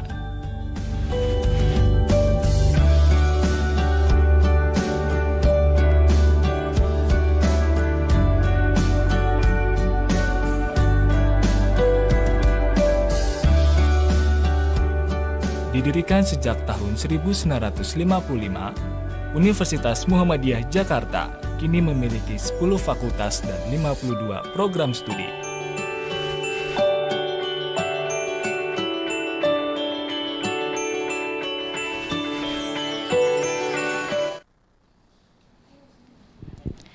Bismillahirrahmanirrahim. Assalamualaikum warahmatullahi wabarakatuh. Welcome to our ICONTAC 2020, and then thank you for your great active participation, ladies and gentlemen. So today will be the next agenda for the keynote speaker. So we welcome to Professor Abdullah Modes PhD. He will be our next keynote speaker for this noon. But before that, I would like to say hello to Prof. Modes. Hello, Prof. Good afternoon. Assalamualaikum.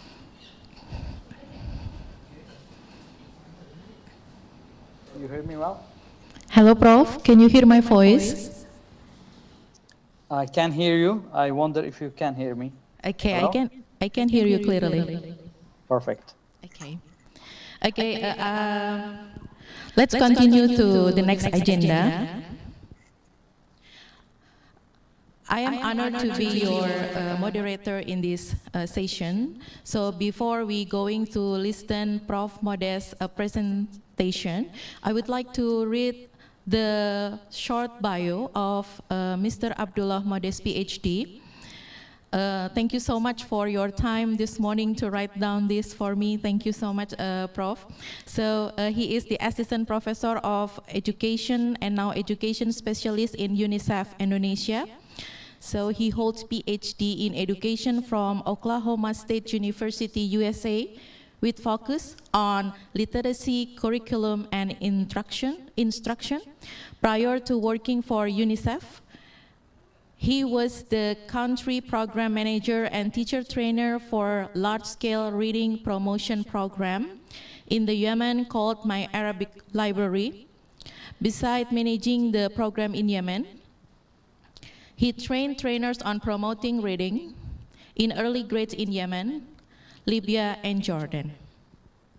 He joined UNICEF in 2012 as Education Cluster Coordinator in Yemen, And since then, he has been with UNICEF managing various programs focused on access, education in emergency refugee education, and improving learning outcomes.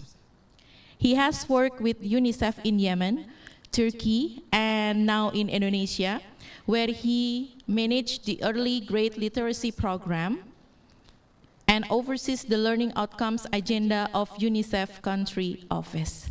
So we are very pleased to invite Mr. Modest to have you here as our next keynote speaker. Time is yours, Mr. Hi, good afternoon, everyone. Assalamu alaikum wa rahmatullahi wa barakatuh.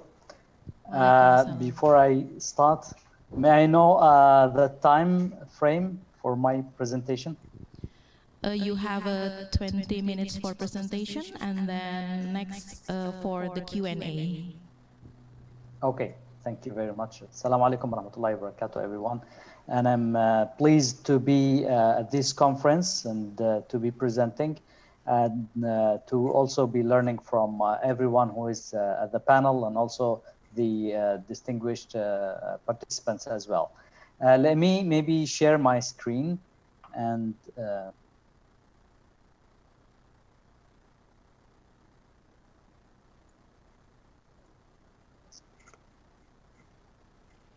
is this showing? Yes?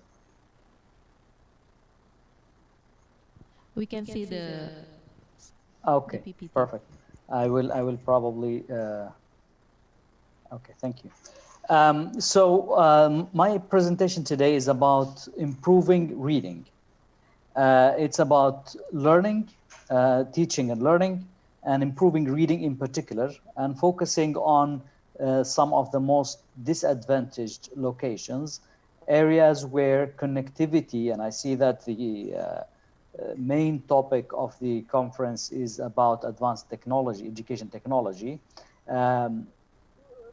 Papua, a context where I am basing this presentation in, is less advantaged in terms of access to technology. And so we're talking about a story of learning that works in a context such as Papua. And then towards the end, I will lure towards the impact on technology, or impact of lack of technology devices, or shortage of technology devices and connectivity in that province in learning. The challenge that we sought to address in Papua, in our programs there, is the same challenge that Indonesia is facing or has been facing. And also now, it's considered a global crisis, which is a learning crisis. The learning crisis, as many define it, is the failure of learners to attain the minimum competencies or minimum skills that are expected of them. The World Bank defines it as learning poverty. Many institutions around the world define it as a learning crisis, and it is basically children who are completing their education, stages of education, without acquiring the skills needed to pursue and continue their education successfully, whether it's after 4 years of education, 8 years, or after 12 years. This graph you see here is the result of PISA, and I'm sure many are familiar with this. The PISA assessment, last assessment was in 2018, and the results were out in December 2019, showing that Indonesia was lagging behind in terms of mathematics and reading, and also science, but I picked here reading and math because those are the fundamental literacy and numeracy, foundational skills. In order for any student to pursue and continue education, they need those foundational skills, at least, to capture the minimum proficiency. And here, as compared to the OECD countries, those are more developed countries, although now Indonesia is really in terms of development is getting closer in economy, but in terms of learning and learning outcomes, reading, only 30% of children who are at 15 years old were able to achieve or reach minimum proficiency levels, 29% in mathematics compared to 77 and 76% in OECD countries. And that's huge discrepancy. Also, this PISA doesn't go by province because of the sample size, but in Indonesia, they went into sampling from Jakarta and Yogyakarta, this recent assessment, sampled enough to be able to generalize at those provinces only. And here I circled this, Indonesia, generally overall, the score in reading was 371. But if you look at Jakarta and Yogyakarta, the score is 412 on 414, almost like Malaysia. So if you compare Jakarta to Malaysia, almost the same. Yogyakarta to Malaysia, almost the same. But Indonesia overall is much lower. And that shows that there is, it's not a global, it's not an overall problem. It's a problem in certain provinces. And that means there is discrepancy, there is inequity. Looking at the discrepancy and inequity, and as I work in UNICEF, and UNICEF looks at the most disadvantaged locations, most disadvantaged deprived children, we conducted an assessment in 2015, which we called a baseline, using the early grade reading assessment.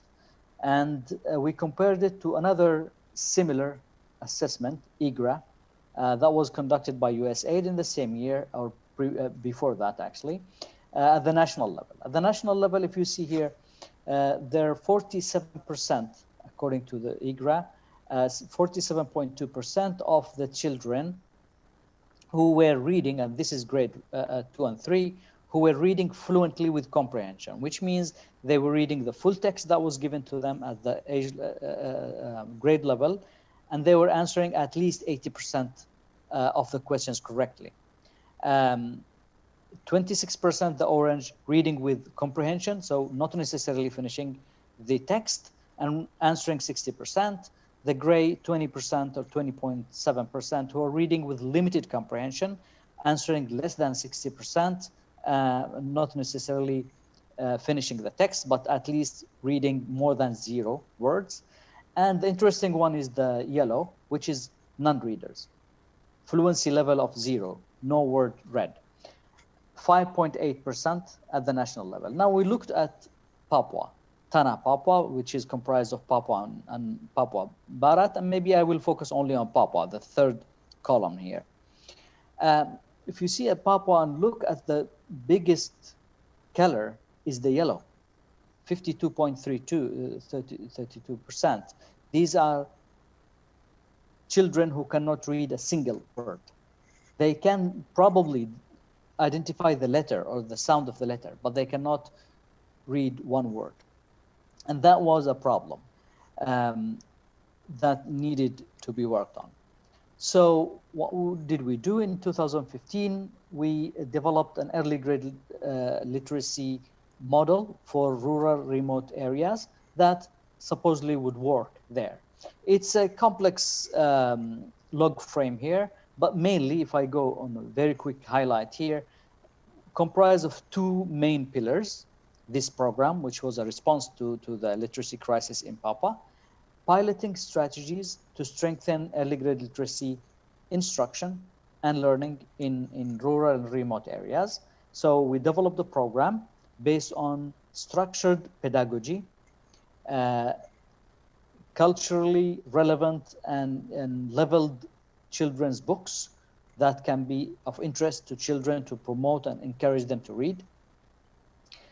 Training also of principals, school principals or head teachers of how to support the teachers, community engagement. All of that was one package and was piloted in 120 schools.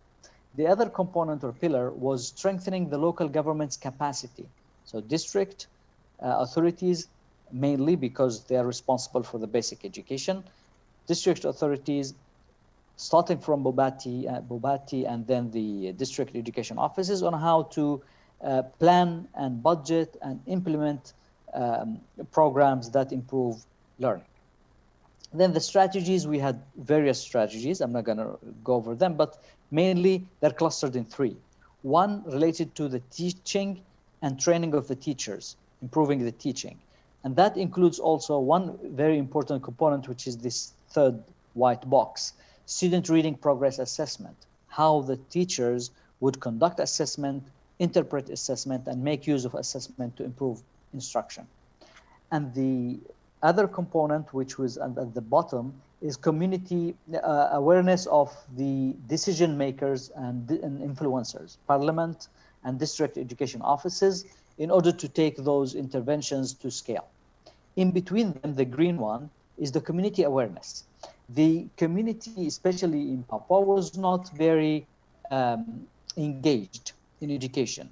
There is this belief that education is the task of the school, education is the task of the teachers, the parents are laid back. So we try to sensitize and encourage and promote the parents and the community to be engaged. And that, we thought, would influence also the parliamentarians and district authorities at the same time, would help at the school level. Moving forward to also the right, we implemented in two scenes, I would say, rural remote schools for the instruction and training, and then at the education system level, where we're engaging with the authorities. Then we had intermediate outcomes that led to end of program outcomes. The end of program outcomes were mainly changes in the teachers' behaviors and practices, so that improvement in the way teachers teach. The second is improvement in the learning outcomes, in comprehension, reading and comprehension skills among those students in targeted schools. And community engagement increased. The government, local governments became more aware of the program and of the importance of investing in improving learning outcomes. And the impact that we're hoping to get is improved learning outcomes in literacy across all the schools and districts. That's simply program strategy. Just this is a pictorial depiction of the same strategy. Capacity building of teachers, technical support. So we had resource persons providing technical support to the teacher in the school, and I will explain that later.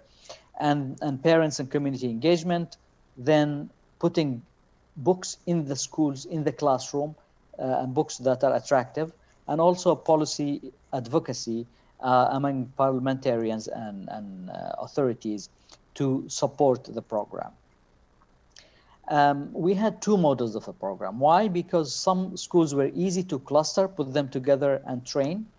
Some of them were really isolated, remote, that you cannot put them with another school to train. And even supervision became very hard in those. That's model B. For model B, we did the same thing, school level training of principals and teachers, but through mentors and resource persons that were embedded in the school. And they provided on-the-job support and mentoring, and also monitoring of the way the teaching was happening. On model A, at the left is cluster level. So schools that we could be clustering, we provided training in school clusters and then mentoring for teachers, but not on the job. It was a trainer would come and go. And at this community level and parents level, we had education campaigns. So after all of this, what happened? The assessment of the results used IGRA, which is the early grade reading assessment. And that tested 7 subtasks. The IGRA is a famous, I'm sure many educators are aware of IGRA. It's a famous assessment that assesses for the sake of identifying the level of performance or skill in terms of reading ability, decoding, but also comprehension. Comprehension, understanding of the text as read and the text as heard. So reading comprehension and listening comprehension. And also another skill is the oral vocabulary, or the fluency, the oral reading fluency, the how many words correctly read per minute, but also oral vocabulary even without a text. So we assist using that, and it's a very well-established assessment. We assess those 7 subtasks. Letter sound identification. Can they understand the relationship between the letter and sound? Can the children identify non-words, like read them, if they are fake words, like koni, fari, words that have no meaning? And that is in order to see if they can detect the relationship between the letter and sound, and also blend them to read a word. Oral reading fluency, how many words per minute. Reading comprehension, whether they can answer questions, 5 questions according to the text that they read. Listening comprehension, whether they can answer questions based on what they heard. Oral vocabulary, if they can identify objects. And dictation, if they can write correctly. So, results. This is the baseline that I talked about earlier. And this is the midline. This was in 2017, 2 years after the program. You might still see that Papua, if you focus on the 3rd row, is still different from national. But there was a lot of improvement from the baseline. 10.8%, 11% almost, are reading with full comprehension. And that is an increase of 5.68%. 5.68% from the baseline. Look at the yellow. The yellow, 30%. 30% or 31% are non-readers. And this was almost 52%. But the story is not only there. The story is that this is overall Papua, intervention and control schools. When I look here, this shows the intervention schools compared to non-intervention schools. Actually, in intervention schools, the reduction was huge. The baseline in intervention schools, which are, we tested many schools, and we selected those that performed the least. Those are the intervention schools. If you see at the right here, 62%, the blue, 62% are the ones who were not able to read at all. They were not able to read even a single word in the intervention schools. That was reduced to 26%. In 2017, 26% still were not able to identify any word, but that's a big reduction in 2 years. In non-intervention schools, there was really no significant difference, although you might see that the orange became more, which means more children were not able to read, but that was not a significant difference, and it doesn't relate to the program. This is non-intervention. On the left, those who did not recognize letters at all. In the beginning, we had 8% who were not able to identify even a single letter. Midline, that dropped to 1%. In non-intervention schools, it was constant. It was the same. So just as at a glance, we look at the baseline study here, 2015, and midline after the program on the right. You see the non-intervention, the first column here is the first row is the non-intervention. There is no significant difference, almost the same. The second is model B, the third is model A, the fourth is model A and B. Model A and B this is all the intervention schools, and that's what we're talking about. The intervention schools, the yellow was 62.24%, which means completely non-readers. It became 26.5%. Those who were reading with full comprehension, the green, the blue, were 3.11%. They became 11.11. So that's a big, although it's still not comparable to the national level, it's a big improvement in 2 years. So what caused this improvement? And if we were talking about a model that works, This is the teacher with the sign of literacy. We have this process that we think this is actually the ecosystem of education. You talk about children, households, and community that are served by a school or a learning environment. This is I'm looking at the colored diagram. That is situated within a system, an education system. And there are many components of the child household community that need to be addressed. At the school level, you have teachers, you have school management, you have learning and skills development outside the school, you have school resources. And at the system level, it's more complex. You have the inspection, the quality assurance, you have the management and governance, you have the data planning and overall support and accountability, you have the assessment systems and accreditation, you have the curriculum content, and you have the financing. All of that needs to be taken into account if you are to address any improvement. The less colored graph here shows what we focused on. In terms of child, household, and community, we focus on parents with the vision that we would like to see parents who prioritize education. Here at the school level, teachers who teach. One of the challenges in Papua is teachers might not be there. There is a huge teacher absenteeism problem. But even if they're there, they might not be teaching the way the children deserve to be taught, or because of the level of literacy need to be taught. And learners who learn as a result of teachers who are teaching well.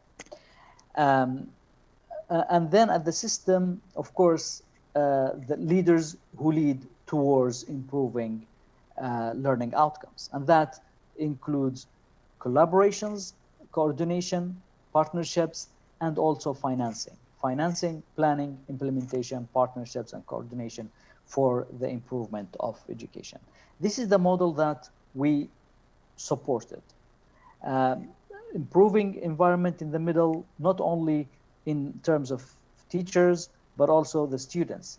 There was a positive discipline training to address bullying in the schools, and also to provide culturally relevant materials, reading books inside of the classrooms. So is that sustainable? That's a question I expect a lot. Is this sustainable? Can we go forward? For the sustainability of this program, we worked on 4 things, and some of them are not complete yet. Like scaling up strategy. We're working on a strategy for scaling up to define a pathway of scaling within the government structures. We know that this is supported by UNICEF with UNICEF technical capacity and financing that is also coming from donors, but it's not sustainable if it's not scaled within the government budget and organizational structures. This we're preparing. In terms of materials, the books that were developed, and they were locally appropriate, these need to be endorsed by the Ministry of Education, and they have been actually reviewed, 56 out of 77 approved, so it's in progress. Training needs to be adapted by Ministry of Education. Now, there is an endorsement, but it needs to be taken fully up by the ministry. This is something related to Muhammadiyah universities. Training to be embedded in pre-service teacher preparation. We know that training is expensive, and we know that training is not extremely effective when it comes after the teacher is deployed, although it has some effectiveness, but it's not as good as if the teacher was trained on this as part of their qualification in the pre-service teacher preparation. We have had a good success with UNIMUDA, Universitas Pendidikan Muhammadiyah in Sorong in West Papua, who have already incorporated the training module into pre-service teacher preparation. So there is a course actually that pre-service teachers take that prepares them to teach this structured pedagogy of how to administer early grade reading assessment, how to interpret it, how to use it, and how to build lesson plans that teach reading for those who cannot even decode. Now, this was all about our program in Papua, and you might ask, so what about digital literacy? And that was only the foundation literacy, the alphabet literacy, how to decode and read simple words and then read paragraphs and be able to comprehend. Digital literacy is complex, and it's an evolving theme, and now it's becoming more important than ever before. During the pandemic, you know, the Ministry of Education launched many online learning opportunities. There are lots of resources in Indonesia, and I was impressed. Before coming here, I was in Turkey. Also, there are online learning resources. There is TV programming for education. But this was a wealth. Here I saw a wealth of resources that are very well structured. Zenos, Ruang Guru, Rumah Belajar, Sekolahmu, all these are amazing. Then TV, RE, all of these were wonderful. And you see this kid very happy at home and he's learning. But can everybody do that? Here is a map that shows school connectivity. Where are schools connected to internet? This was recently produced by UNICEF based on data from Facebook users and internet users. But also the Ministry of Education has a similar mapping. You see is this blue or greenish color? That one is covered, is where there is internet connectivity. And the red is where there isn't, or there is no information at all. So you see that Java, near Jakarta and Java Island is well covered. South Sulawesi well covered. But then you go Banda Aceh, you have lots of red dots. Kalimantan, lots of red dots. Sulawesi, other than South Sulawesi, you see lots of red dots. And then entity, Maluku, Papua, West Papua, all red, which means there's no internet connection. So there are regional disparities in access to the internet. Now, the new forms of reading are limited. We know that reading from a textbook is not the mode anymore. I mean, it is, of course, and it's important, and I strongly believe in textbooks and in books. But now, people are reading more online.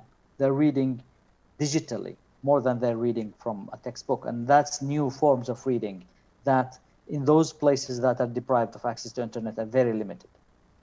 And can those children in those areas develop digital literacy skills? Very hard if they cannot have a device, if the school doesn't have access to internet. And I was in one district that didn't have any internet, didn't even have phone coverage. So even if you want to use your phone, you cannot there. And this is Membramo Tengah in Papua. So can those children learn digital literacy skills? That's very far. So to conclude, and I see that I think I'm reaching my time. To conclude, I have 4 messages. Structured pedagogy to improve literacy is possible. It's effective and it's possible. But what needs to happen is that it is embedded in pre-service and in-service teacher training. It's not enough that we come and train as an organization, as external, supported by donor. It needs to be embedded in the in-service teacher training, but most importantly, pre-service, and that's where the role of universities comes. They can take structured pedagogy that works, that's evidence-based, that's effective, and incorporate it into subjects for teachers to be. Second one is assessments are critical to understand status, but not only to understand the status of learning, but also to plan for and measure improvement. And that happened in the program that we had. To improve the learning outcomes, it's not an easy process. It's a very complex process. It requires addressing the full range of stakeholders, and thus the importance of collaborations. It's not only we come in the school and train the teachers and the magic will happen. That's not enough. it's not only we improve or reform the curriculum and it will happen. Not enough. We know that. So assessment systems need to be in place, financing, planning, and on all those things. And the last thing is that digital literacy requires investment beyond the education sector. Now it's becoming more urgent than ever, as I said before. Digital literacy skills require investments in the infrastructure, technology, telecommunication, not only the education sector, but it's very important. And I think with that, I would conclude. Thank you for the opportunity. Thank you for the time, and ready to answer questions if I still have time. Assalamu alaikum wa rahmatullahi wa barakatuh. Waalaikumsalam warahmatullahi wabarakatuh. Thank you so much, Prof. Modest, for a very wonderful explanation. So we wait for the question from the Q&A in chat. But before that, I have a question for you. Actually, your research based on Papua area as one of the remote area in Indonesia. So my question is, did you have any alternative form of a reading, especially from the oral tradition in Papua? Is it oral tradition in Papua can be the new form of the reading that's suitable for the children? Thank you.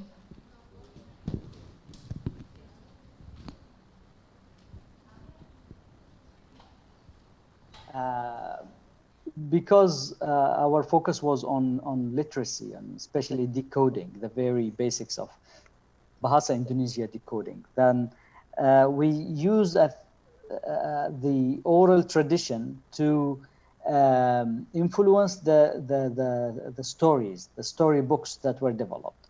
So in order to come up with books, with additional books for children, we trained local authors and local illustrators on how to write books. So what they did is they came up with, interviewed, and they found stories and texts that are relevant and incorporated them.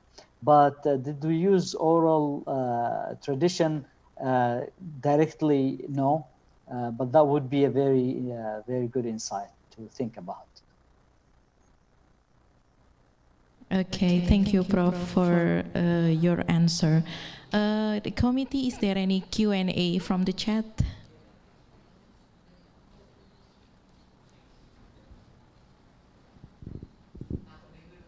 Yeah? No?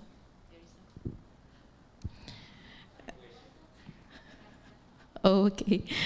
We still have time, Prof. Our next question from here is, actually, what is the tips, the very simple tips for the parents especially to make their children to have a good reading habit, especially for the children? How to start that? Do you have any tips or trick?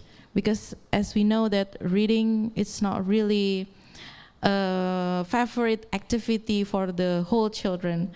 Maybe from digital literacy, it could help the children, but is it as the cartoon form or others form? Thank you.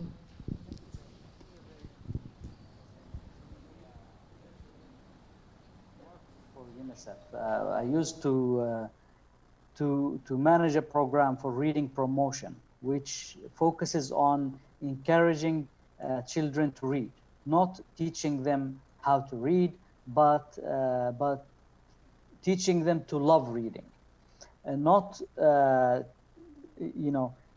trying to make children able to read, but actually read. And that is based on promoting the value of the book,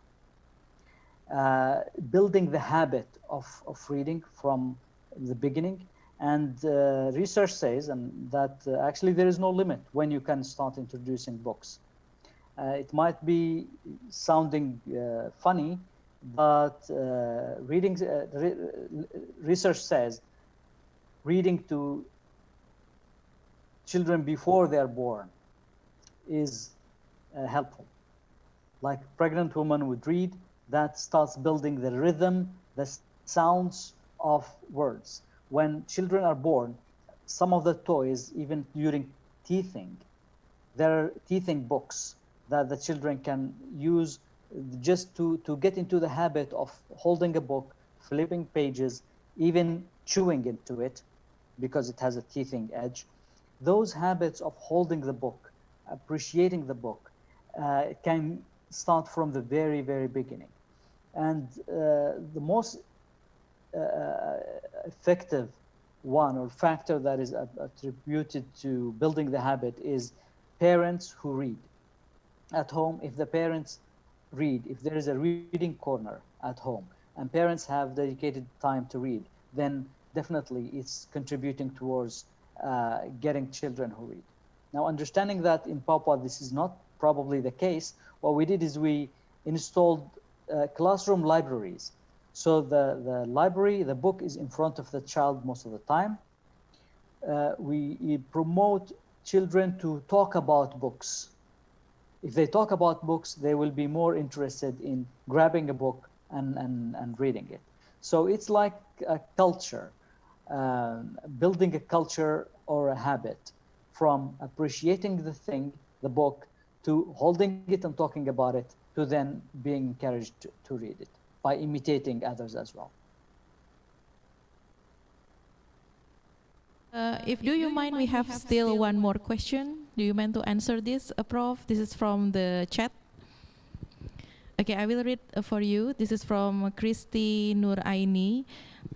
It's always interesting when we deal about children, as your research also in reading for children in remote area in Papua, the decoding part of reading might not be easy for the dialect of the local children, might be far different from the way they have to decode the sound in reading. What was the way or ways you have taken to overcome those problems? Thank you. I think we have to acknowledge that local languages differ from Bahasa Indonesia. And I was expecting, frankly speaking, I'm not from here. When I came, I was expecting that to be a major issue. And I thought, you know, for these children, Bahasa Indonesia might become like a second language, not a mother tongue, but actually the team, the local team who are there, and the committees and the CSOs were confirming that it's not that big of an obstacle, that children can actually read and decode easily. We noticed that actually there is a variance in the way they pronounce. And Christy is absolutely right. There is an influence of the dialect. There is an influence of the local language as well on the way they're decoding. And during the training of teachers, it was emphasized that they can accept and they can accept the variation, but also they correct along the way by imitating. To overcome that problem as well, teachers were encouraged to use sometimes the local language. I know this is not the best approach to teaching a language, but if it's an obstacle to comprehension, then they step in, use the local language to explain for the children to be able to catch up. But I would say in terms of academic research, there wasn't a certain protocol that was followed so that I can give a very solid analysis of this. It was anecdotal and not really well-designed research to focus on this particular aspect. I hope I answered your question. Thank you so much, Prof, for a very wonderful and clear explanation and answer. So, if you don't mind, I will conclude the presentation today with, in improving children reading, it's as a complex process. So it's need a collaboration between teachers, the government policy, the school, teachers, and also their parents. So it's also need the new strategy and then the new form of the reading. It's not only from the pedagogic, but it's also need the assessment to gain the suitable strategy and the form of the reading. Thank you so much, Prof. Modest, for your very wonderful presentation today. And then for closing, okay.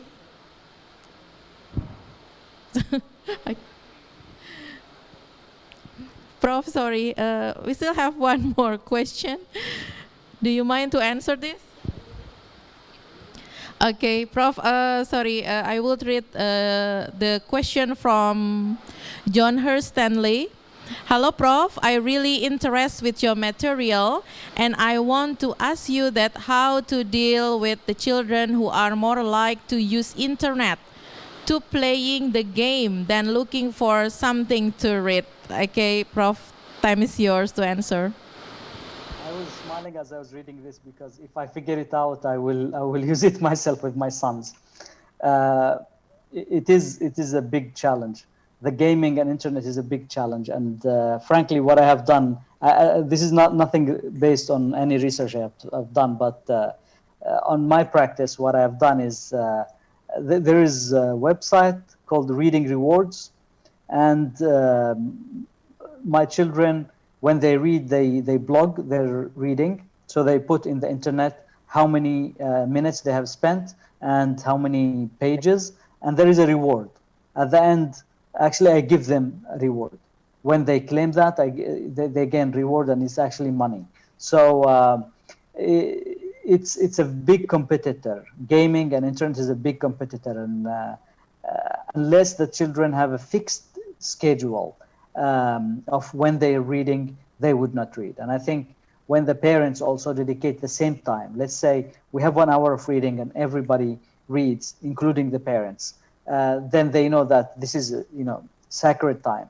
But internet, now my children sometimes tell me they're reading on the internet, and you cannot keep checking all the time. So that is a challenge. Good luck. If you find a solution, a magic solution, please share with me as well. But for me, Reading Rewards has been working quite well, not extremely well, but sufficiently, I would say.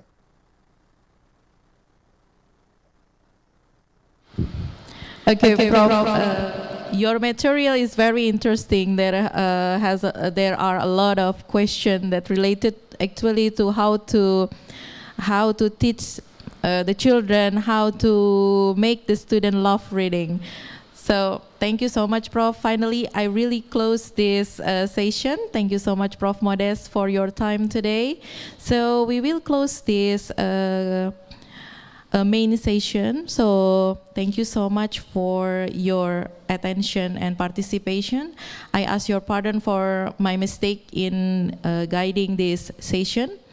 And then for the closing ceremony will be led by Alia and Sandy. Thank you.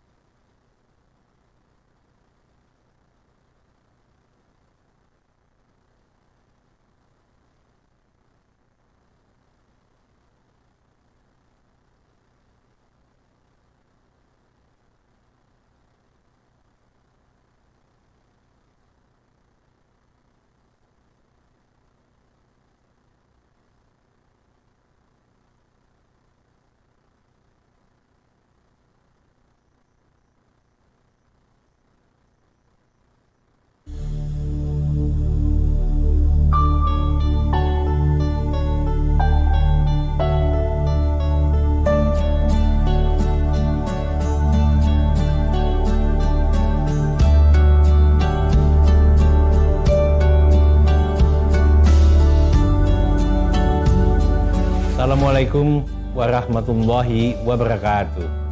Selamat datang di Universitas Muhammadiyah Jakarta. 1955 itu adalah menandakan universitas ini adalah universitas yang pertama kali dimiliki oleh Perserikatan Muhammadiyah. Dan hingga saat ini sudah mempunyai 176 universitas. Dengan demikian universitas ini memberikan enlightening, empowering bagi perguruan tinggi Muhammadiyah yang terus berkembang. Universitas Muhammadiyah Jakarta hadir sebagai perguruan tinggi swasta yang konsisten, mencetak generasi unggul di masa depan.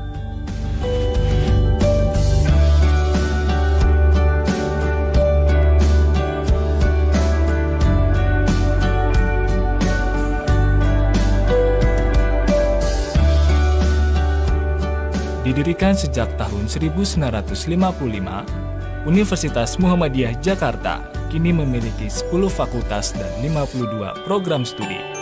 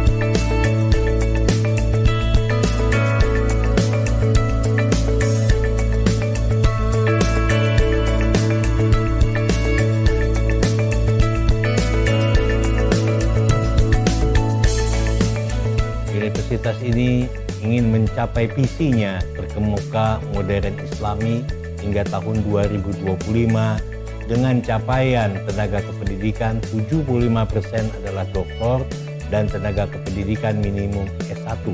Dengan demikian, maka universitas ini akan mengikuti internasionalisasi dan siap untuk menghadapi globalisasi. Maka mutu dari universitas ini adalah enlightening, empowering, selalu mencerahkan dan menggerakkan.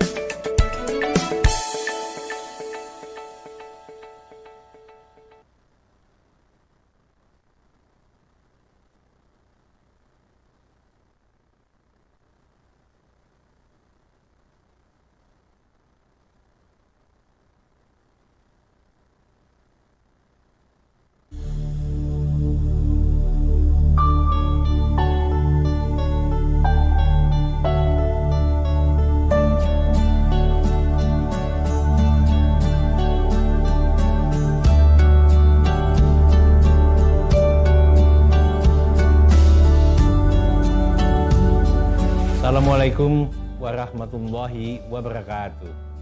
Selamat datang di Universitas Muhammadiyah Jakarta. 1955 itu adalah menandakan universitas ini adalah universitas yang pertama kali dimiliki oleh Perserikatan Muhammadiyah. Dan hingga saat ini sudah mempunyai 176 universitas.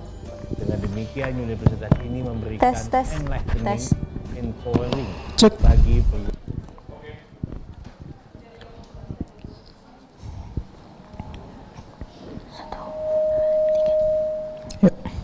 Satu, dua, tiga. Bismillahirrahmanirrahim. Assalamualaikum warahmatullahi wabarakatuh. Alhamdulillahirrabbilalamin. Wa binasta'in wa ala umurud dunya waddin. Wassalatu wassalamu ala asrafil anbiya wal mursalin wa ala alihi wa ashabihi ajmain, amma ba'du. Yang terhormat Rektor Universitas Muhammadiyah Jakarta, Ayahanda Profesor Dr. Saiful Bahri SH.MH, beserta para wakil rektor. The Honorable Rector of Muhammadiyah University of Jakarta, Professor Dr. Saiful Bahri SH.MH, and the Vice of Rectors of Muhammadiyah University of Jakarta. Yang terhormat Dekan Fakultas Ilmu Pendidikan Universitas Muhammadiyah Jakarta, Ayahanda Dr. Iswan MSI, beserta para wakil dekan. The Honorable Dean of Faculty of Educational Sciences, Muhammadiyah University of Jakarta, Dr. Iswan MSI, and the Vices of Dean. Yang terhormat Ketua Lembaga Pengembangan Pendidikan dan Pengajaran Universitas Muhammadiyah Jakarta, Associate Profesor Dr. Haja Herwina Bahar, MA. The Honorable, the Chief of Lembaga Pengembangan Pendidikan dan Pengajaran Muhammadiyah University of Jakarta, Associate Professor Dr. Haja Herwina Bahar, MA. Yang terhormat Ketua Lembaga Penelitian dan Pengabdian Masyarakat Universitas Muhammadiyah Jakarta, Associate Profesor Dr. Insinyur Tri Yuni Hendrawati, MSI, IPM, ASEAN, Eng. The Honorable, the Chief of Lembaga Penelitian dan Pengabdian Masyarakat Muhammadiyah University of Jakarta, Associate Professor Dr. Insinyur Tri Yuni Hendrawati, MSI, IPM, ASEAN, Eng. Yang terhormat seluruh Ketua Program Studi Fakultas Ilmu Pendidikan Universitas Muhammadiyah Jakarta. The Honorable all Head of Departments in Faculty of Educational Sciences, Muhammadiyah University of Jakarta.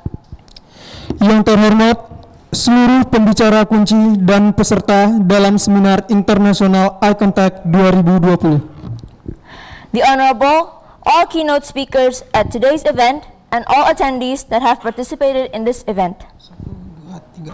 Welcome to the closing ceremony of 2020 ICONTAC. presented by Muhammadiyah University of Jakarta in collaboration with Muhammadiyah University of Jember, Muhammadiyah University of Kota Bumi, Muhammadiyah University of Tasikmalaya, Muhammadiyah University of Semarang, Muhammadiyah University of Sukabumi, and Pakuan University. Pertama-tama, puji syukur marilah kita panjatkan kepada Allah Subhanahu wa taala yang telah memberikan limpahan rahmat, kesehatan, keselamatan dan karunia kepada kita sehingga kita dapat melaksanakan seminar internasional ICONTAC 2020 ini. First of all, thanks to Allah Subhanahu wa taala, our Lord and Savior, who has been giving us his blessings and mercy, so we are able to run this international seminar smoothly. Salawat serta salam marilah kita sanjungkan kepada junjungan kita Nabi besar Muhammad sallallahu alaihi wasallam yang selalu kita tunggu syafaatnya hingga hari akhir nanti. May peace and salutations be upon our beloved Prophet Muhammad sallallahu alaihi wasallam, who has guided us to the right path.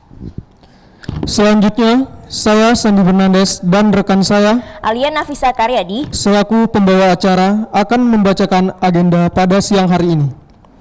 Yang pertama, pembukaan, kedua, penutupan seminar, yang terakhir, penutup. The arrangements of today's agenda are: first, opening; second, closing event; third, closing. Marilah kita buka acara penutupan seminar ini dengan membaca lafaz basmalah bersama-sama. Bismillahirrahmanirrahim.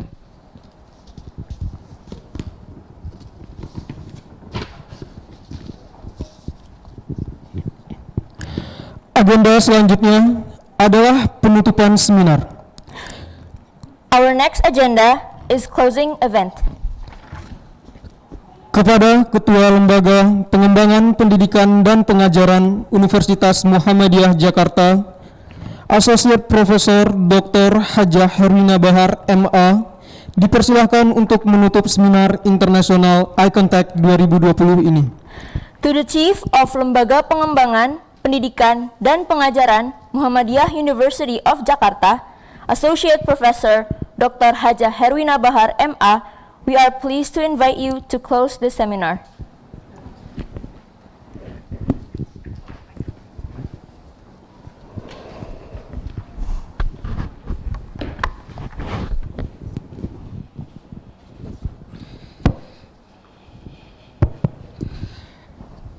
Bismillahirrahmanirrahim. Assalamualaikum warahmatullahi wabarakatuh. Alhamdulillahi nahmadu wa nasta'inuhu wa nastaghfiruhu wa na'udzubillahi min syurri anfusina wa min sayyiati a'malina may yahdihillahu fala mudhillalah wa may yudhlil fala hadiyalah. Asyhadu an la ilaha illallah wahdahu la syarikalah wa asyhadu anna Muhammadan abduhu wa rasuluh.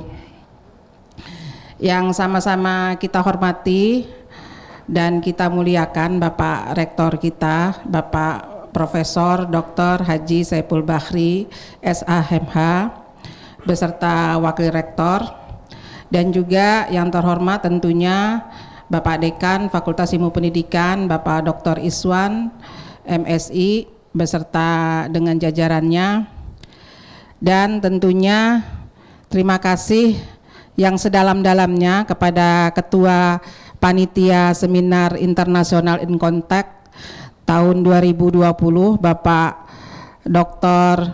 Saiful Hadi, Sofyan Hadi, mohon maaf, Bapak Sofyan Hadi, Bapak Dr. Sofyan Hadi, alhamdulillah sudah menghantarkan dan mensukseskan acara ICONTAC 2020. Tepuk tangan buat kita semua. Dan tentunya yang berbahagia juga para peserta, ya para peserta seminar internasional ini yang jumlahnya alhamdulillah luar biasa.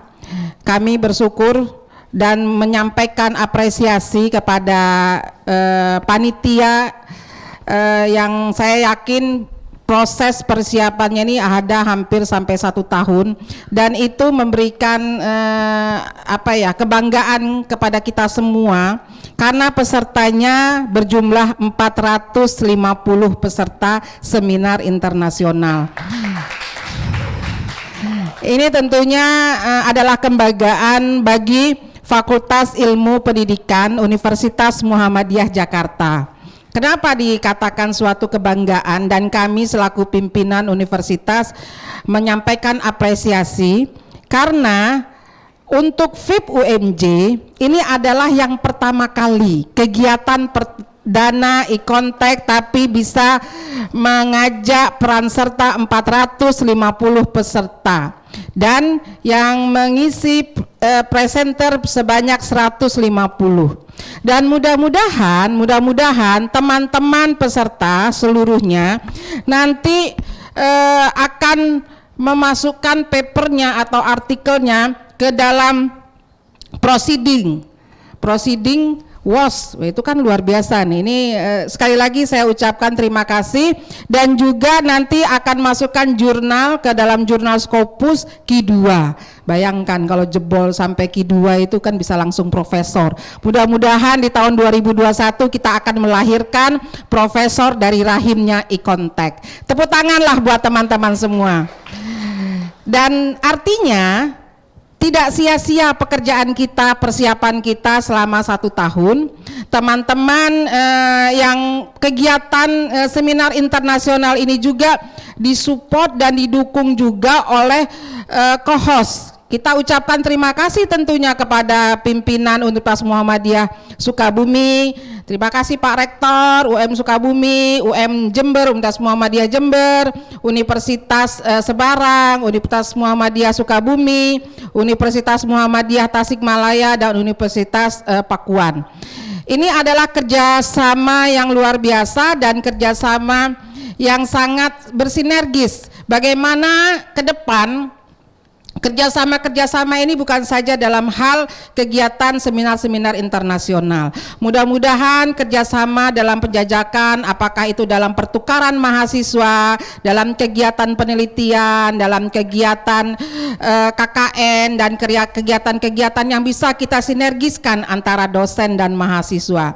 Nah, inilah salah satu agenda penting ya, khususnya buat teman-teman dosen, bagaimana proses catur dharma perguruan tinggi dan khususnya kegiatan penelitian dan pengabdian masyarakat tetap benar-benar bisa dilaksanakan oleh kita.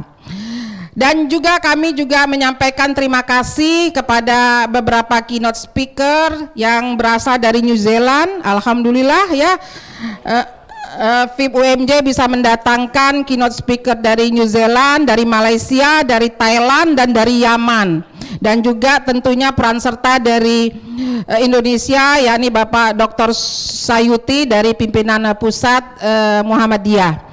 Ini artinya apa teman-teman semuanya, khususnya buat teman-teman dosen?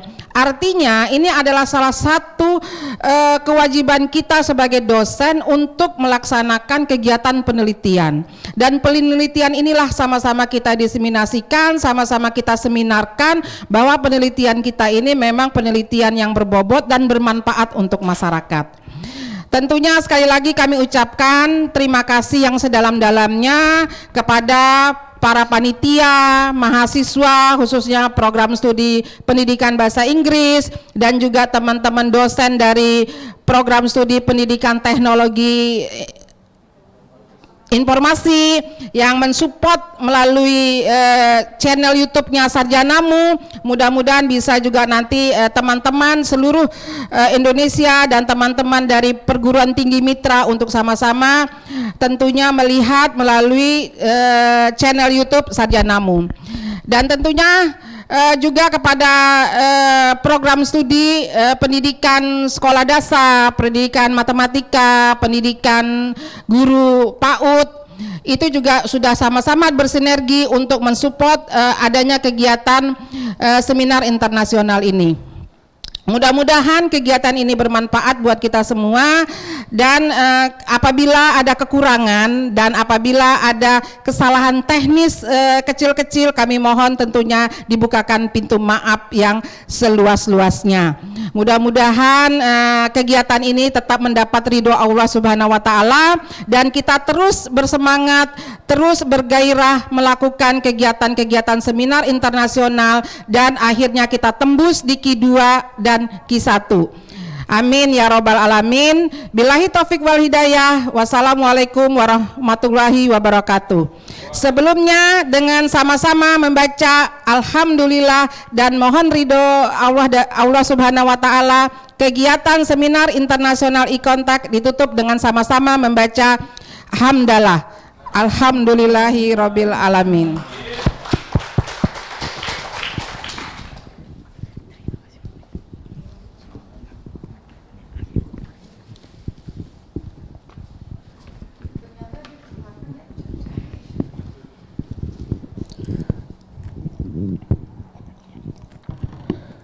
Terima kasih Ibunda Associate Profesor Dr. Hajah Herwina Bahar MA telah menutup seminar ini.